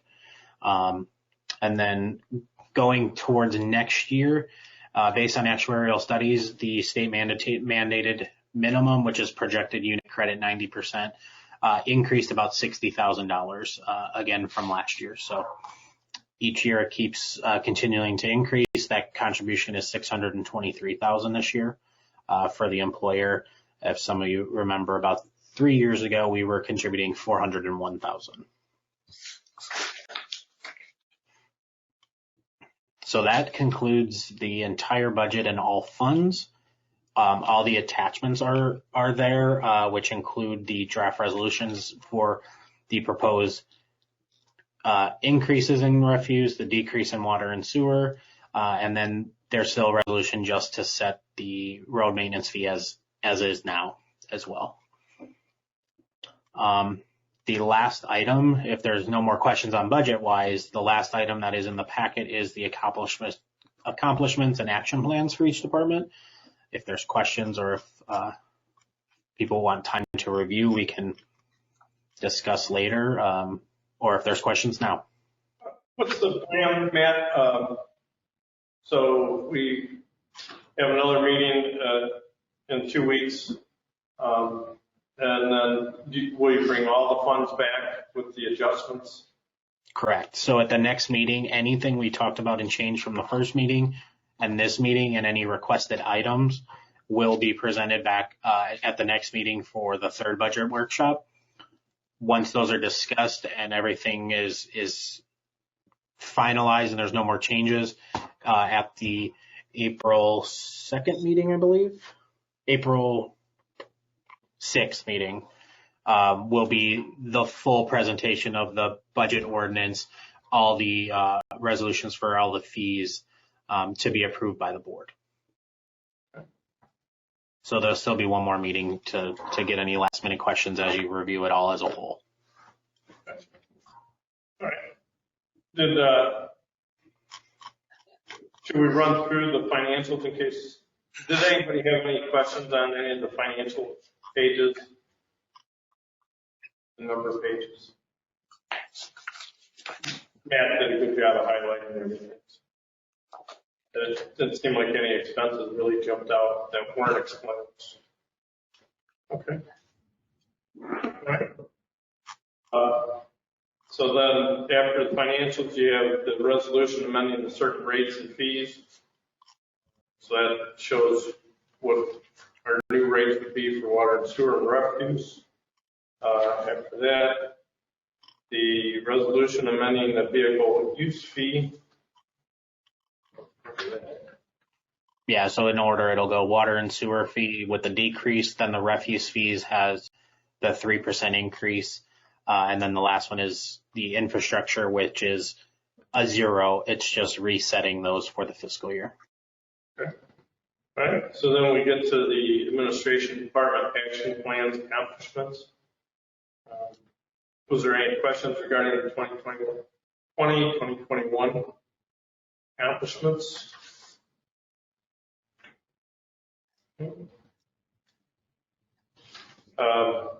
Community development accomplishments.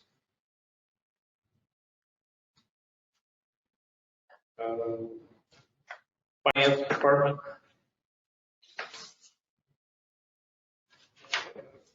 Police department.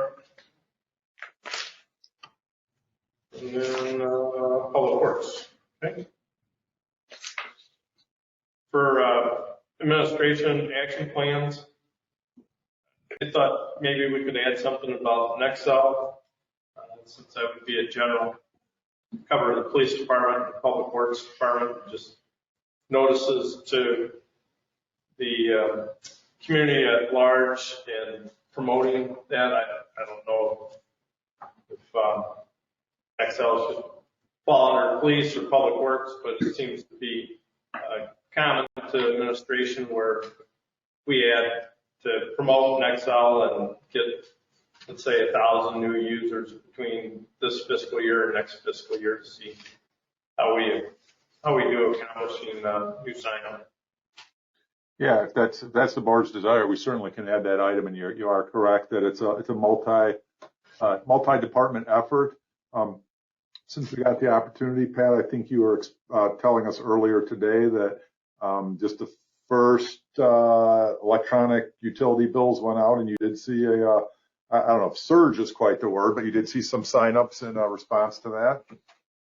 Correct. So part of the insert that Allison was able to do and Matt's staff was added, put a couple lines on the actual water bill. We jumped up close to in the last, I think the water bills probably hit the residences yesterday and today. And within those 2 days, we saw an increase of, I believe, about 100 new people sign up for Nixle. So maybe we challenge staff to get 500, but, maybe 1,000 out of line. But some increase, I think, would be appropriate.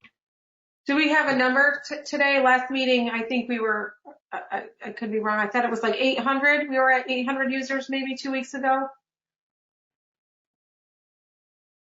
It's sort of confusing, Jen, because we had some sign up and then some that were, in a sense, dumped into the system.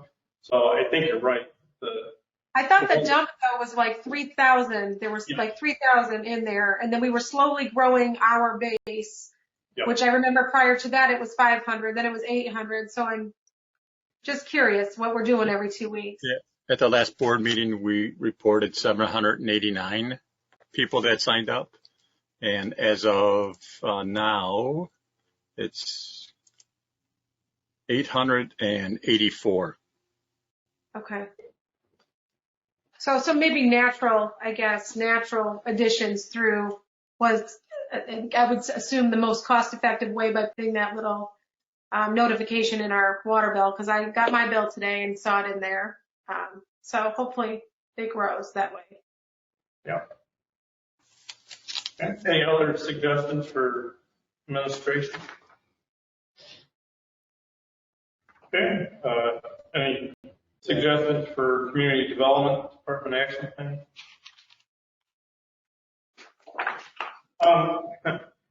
I was going to bring it up under President's report, but I don't know if everybody's had a chance to look at the Route 30 presentation that IDOT did online, and it's very well done.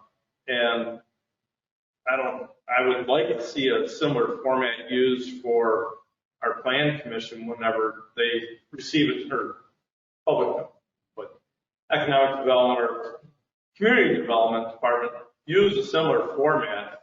It really did a nice job of identifying the target area, what was happening, gave plenty of opportunity for people to respond, and might be a good way to communicate to the community as to how a new plan is coming out, and give people the information early on. So I don't know if that's necessarily an action plan, but it would be something to look into. And if you haven't visited that site, please do it. I thought it did a great job.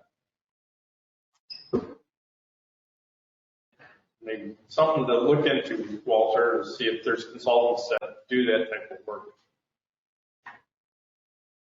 Okay. Hearing nothing under community development, finance department. Any suggestions? Matt, one of the thoughts I had was to try to get more people to pay online, pay electronically. And I know we had a push a couple of years ago, but maybe to, again, send out notices or try to push that a little bit more. Yeah, so we actually do, when we have any type of move in, move out, or any resident that calls in to us to pay online or anything, we do push that they can auto debit their accounts and pay that way. So we actually just hit over 1,000 people actually do ACH out of their accounts, which in reality is a lot. Even though that's where everything's moving to, that's a lot of residents. I mean, that's over a quarter of our residents are, and that's just ACH debiting. That's not online payments. So yeah, we do push it. We do put it on the water bills all the time that they can pay online. And anybody that calls in, any new residents, anybody that's just calling about their bills, we do push that they can pay online or have it auto debited from their account.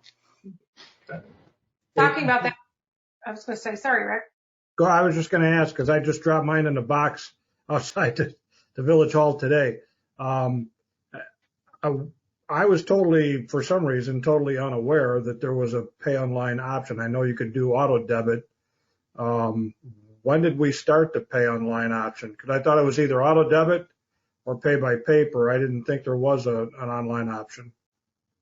We started that about 3.5 years ago. Wow. Okay.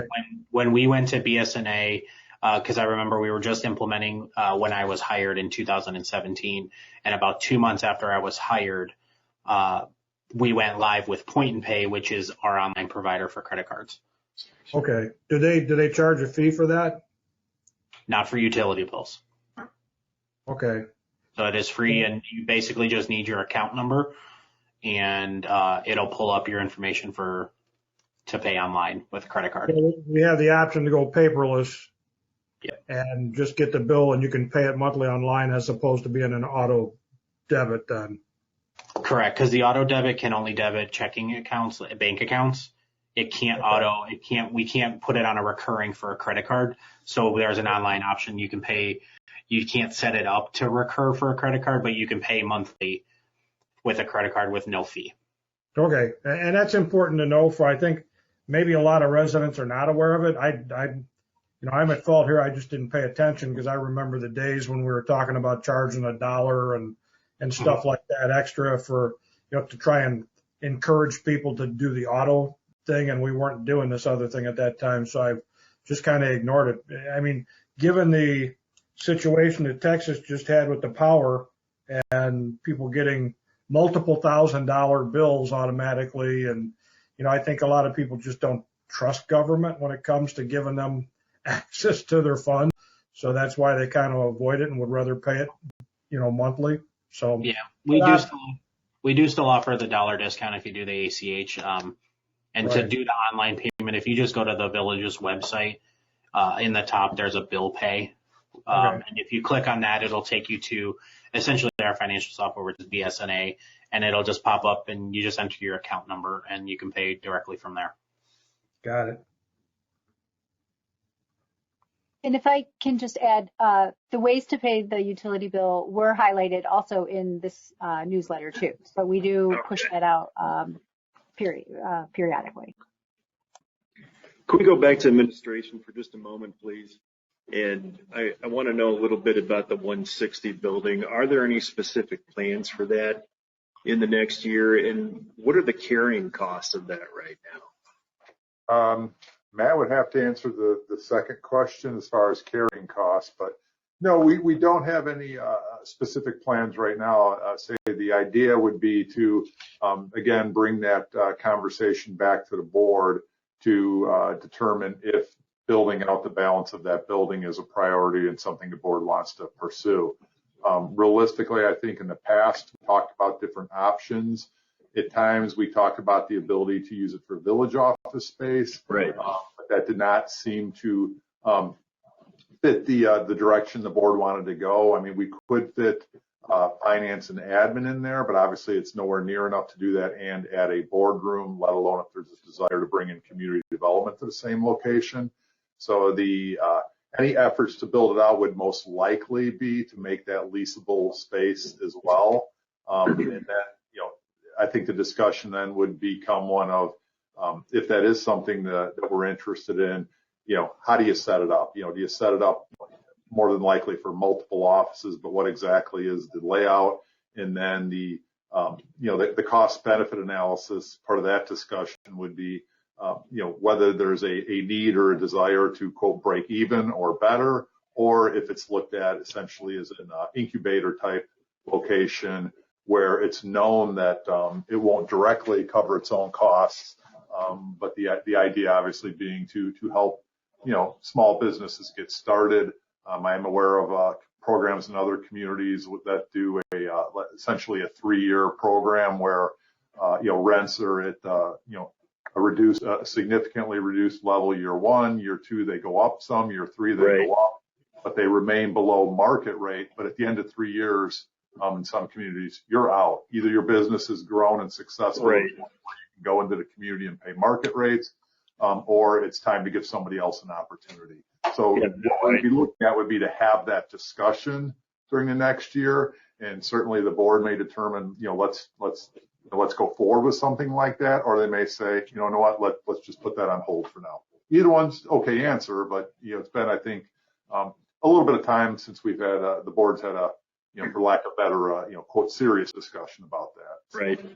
I get it. I just didn't know if there was anything specific, keeping the boardroom here, putting finance and admin over there, and letting the police department expand.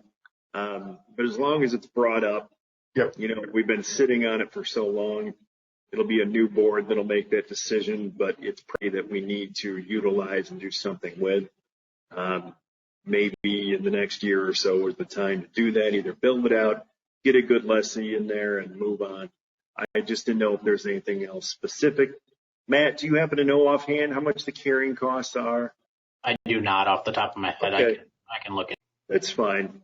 Just curious. That's something for the next sitting board to know and be able to make their decision. So that's it. I was just wondering if there's anything else more specific on that. Thanks. Okay.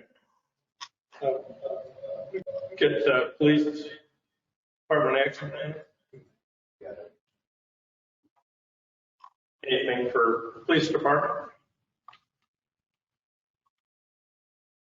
Okay. And then public works. Should be a busy year in public works with the water works analysis and the sanitary analysis. Be a good year. Okay. All right, that's over. Moving on to the priority capital projects list. This was sent out by Brent. Yeah, this is something we look at. This is a running list of projects we submit when called for programs. Correct, and it's something we generally look at on an annual basis. Occasionally, circumstances dictate to look at it more often, but it has been a year since we last looked at it. What's attached to the board packet is last year's list, with the only change, obviously, other than the date at the top, was the addition of what we've tentatively labeled the Public Safety Center on page 2. All the other bullet points remain as were, approved, if you will, last year. The idea behind this is that, as you said, this is a list we use when we look for external funding opportunities.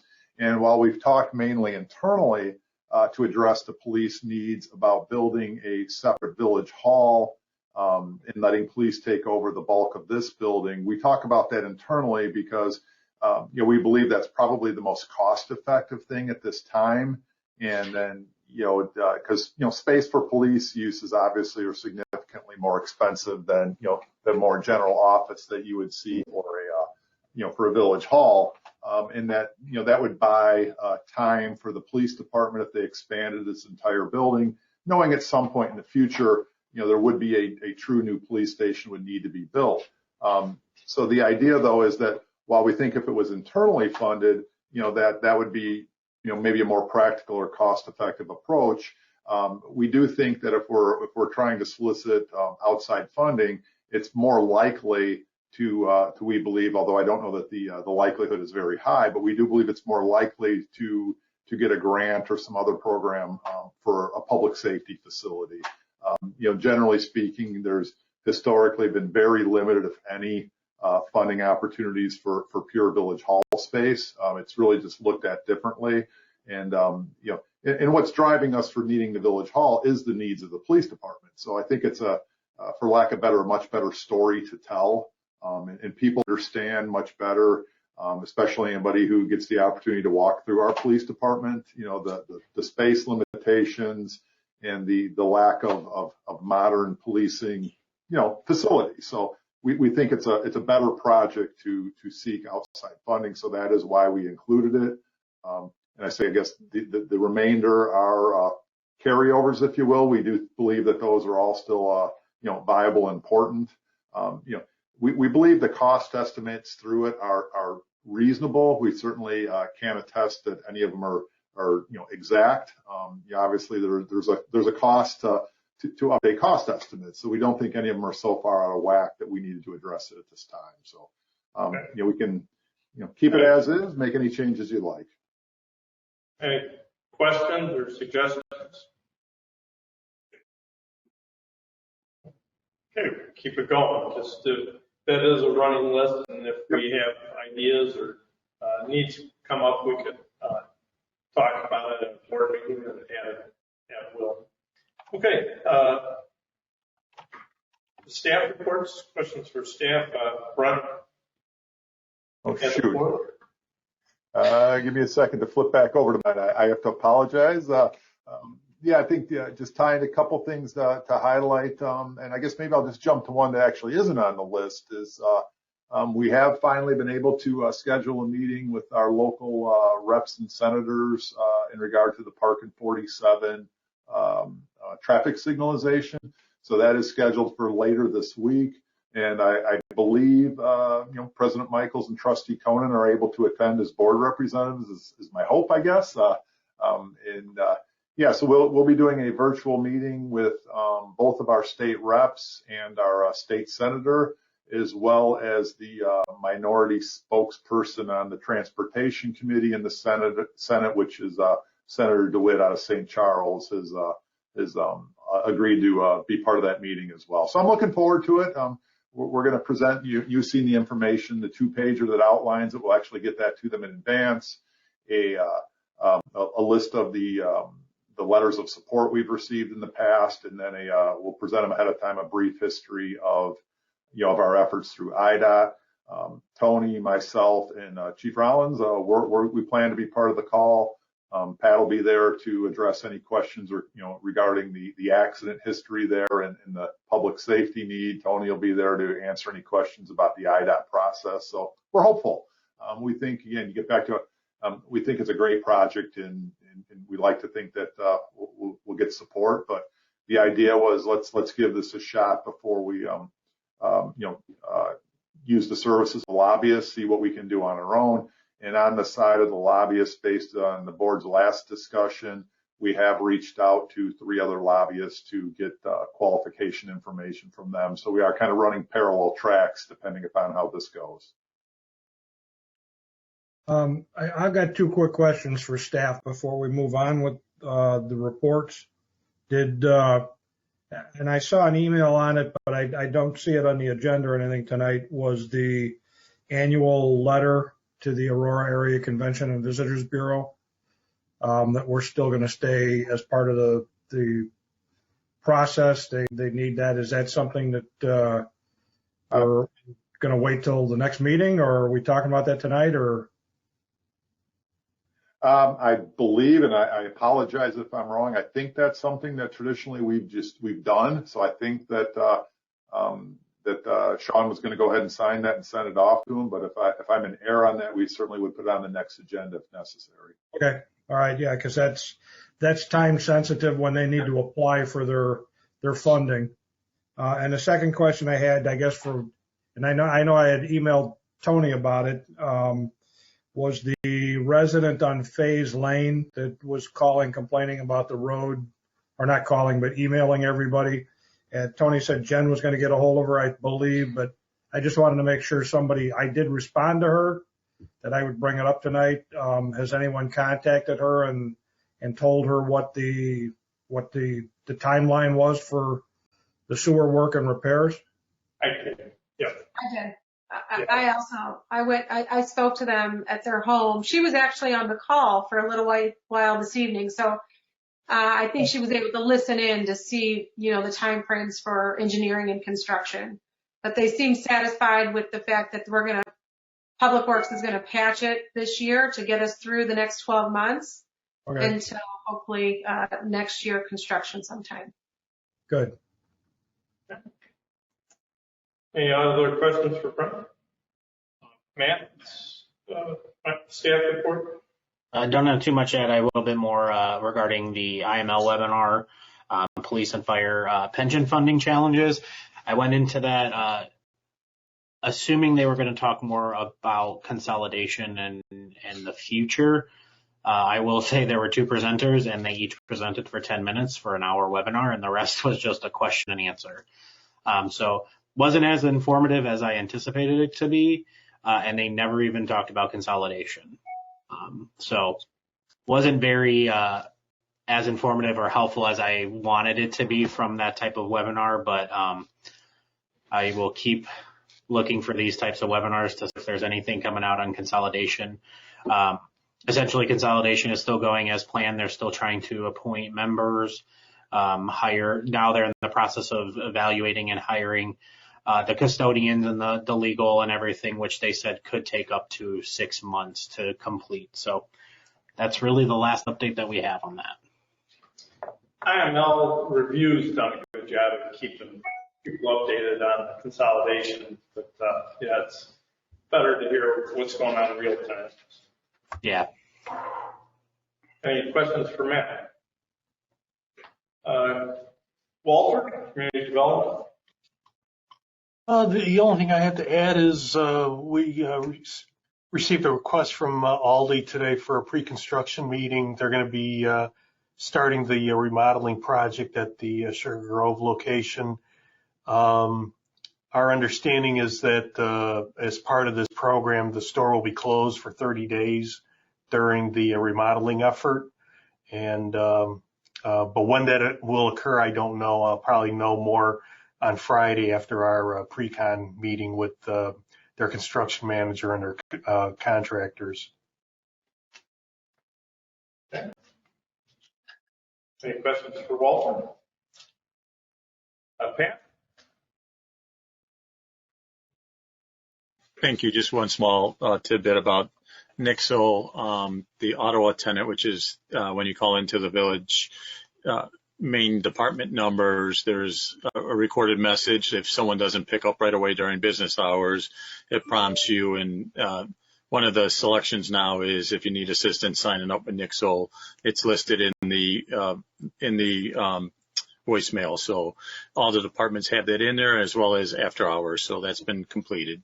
And just another component that continues is the state legislation. Governor Pritzker signed the police reform bill, and I know Brent sent an email with potential costs for body cams. So I've been meeting with a bunch of vendors and just we'll keep working on that project because it will be here. I know it's still 4 years away, but we still need to plan for it and figure out what's the best solution, and technology is going to change along the way. But just other than that, we've had a better last 2 weeks with activity-wise that we can start doing a little bit more administrative items. Yeah. We're on a Metro West meeting the other night, and I think they said that the city of Aurora is going to spend about $1 million in data storage by the time you accumulate all this video and have to archive it. That's the type of numbers. It's not the cost of the cameras. It's everything else that goes into it. So it's going to be a significant expense. We'll need a data center at I-88-47 just to handle all the police videos. So that's crazy. All right. Any questions for Pat? Okay. Tony? Public Works is happy the weather is taking a turn for the better. Those cold temperatures and snow that we went through was getting a little bit taxing on everybody. So the nice part is with March, the days are longer. So we're happy about that. Looking forward to getting together with CMAP to get that pavement management program together. And that's all I have at this point. Okay. Any questions for Tom? Okay, great. Thank you, staff. Trustee reports, Ted? Nothing from me. Okay. Jen? I wanted to add this as a thought. It kind of goes in hand with what one of the things Brent had mentioned this evening about like the incubator in the business, developing 160 and being an incubator type of place. But I think that when I don't have any proof of this, it's just but when developers come and look at our town and decide whether they want to come here, I think it's not only what we're doing from new development, but how we are maintaining our older development. So I did want to bring it up that I think it's worth discussion to potentially talk about a facade program in the older part of town and partnering with our business owners down there. And if there's money that can be set aside this year in this budget, and maybe it's the details get worked on a 50-50 split. If people take us up on it, then they're redoing some of their facade, then money is spent for the good. And if it's not, then it's still in our account. But I think it goes a long way to try to revitalize that area and get them the outside of their businesses a little freshened up. So I just wanted to run that by you all and see what you thought. It's definitely something I've been thinking about. I think it's a good idea, Jen. And I happen to be on DeKalb's website tonight, and they have a mural program. And maybe on the side of a blank wall, and I'm thinking of where the Dr. Fee is and things like that, where maybe they could put a mural on a long blank wall. But maybe that could be incorporated with some type of facade incentive. So that'd be great. Is that something we can potentially do in the 2021? Maybe it's an accomplishment. Yeah. Put that in as a goal. So something to look into. Okay. We'll maybe talk to Brent and Walter about maybe refining it a little bit, but come up with some parameters and take that forward. Okay. Anything else, Jim? No, sorry. Thank you. Yep. Rick? Had a convention bureau meeting last Thursday, and today I signed the first contract for one of the Groovin' in the Grove bands. We tossed it through the committee just to make sure, and at this point we're looking at moving forward with the vaccines coming more readily available. Being an outside venue, people can kind of spread out. So we're hoping the band I signed the contract with today is the one for July. So I'm hoping, they're saying we're 2 months ahead of schedule with vaccines. So hopefully by then everyone that needs a vaccine can get one and we can kind of life back to a little bit of normalcy. The only thing I'd like to bring up is, again, the Convention Bureau Committee meets the fourth Thursday of every month. So I've got one more of those meetings left before my term's up. It's always at 8 o'clock in the morning.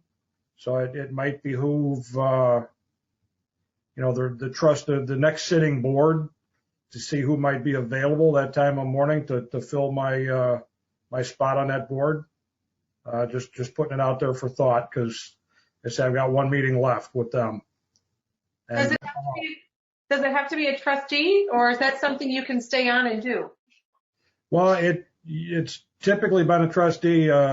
Trustee Rank, Tom Rank, used to do it, and when he left, then I took it over.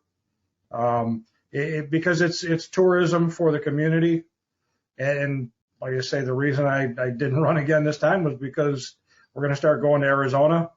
So I wouldn't be able to attend meetings, during the winter months while we're down there. But I could stay on for a while until someone else gets named.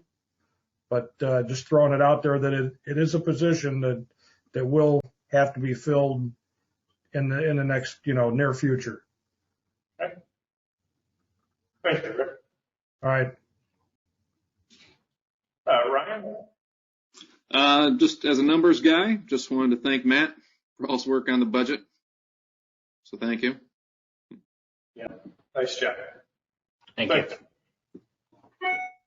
Sean? I have nothing to report. Okay. President's report. Again, if you haven't had a chance, please look at that Route 30 plan. It has a very good presentation, and I encourage all the board members, if you would, to go on and make a comment to improve the pedestrian crossing here at 30 and Municipal Drive. We tried to do that in 2009, but IDOT at that time would not allow us to put in the crossing. To do it now is probably a couple $100,000, which is not chump change. So we need some other funding, and it does appear that IDOT's really pushing this complete streets program, which does include bike trails or pedestrian trails. So I think if there's enough comments, they could incorporate that in their plan. So it's a great improvement. I was really surprised that they planned on widening 30 at this time after all the work that they did on the shoulders. That'll be one thing. And then I don't know if the board members got out to see the fundraiser at Culver's on Sunday night for Russell Wood.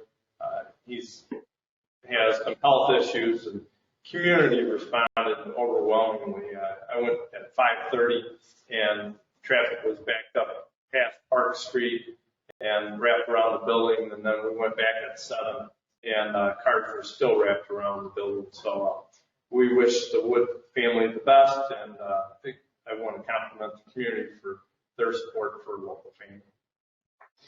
Okay. Let's see. Any other public comment? We still have a few attendees.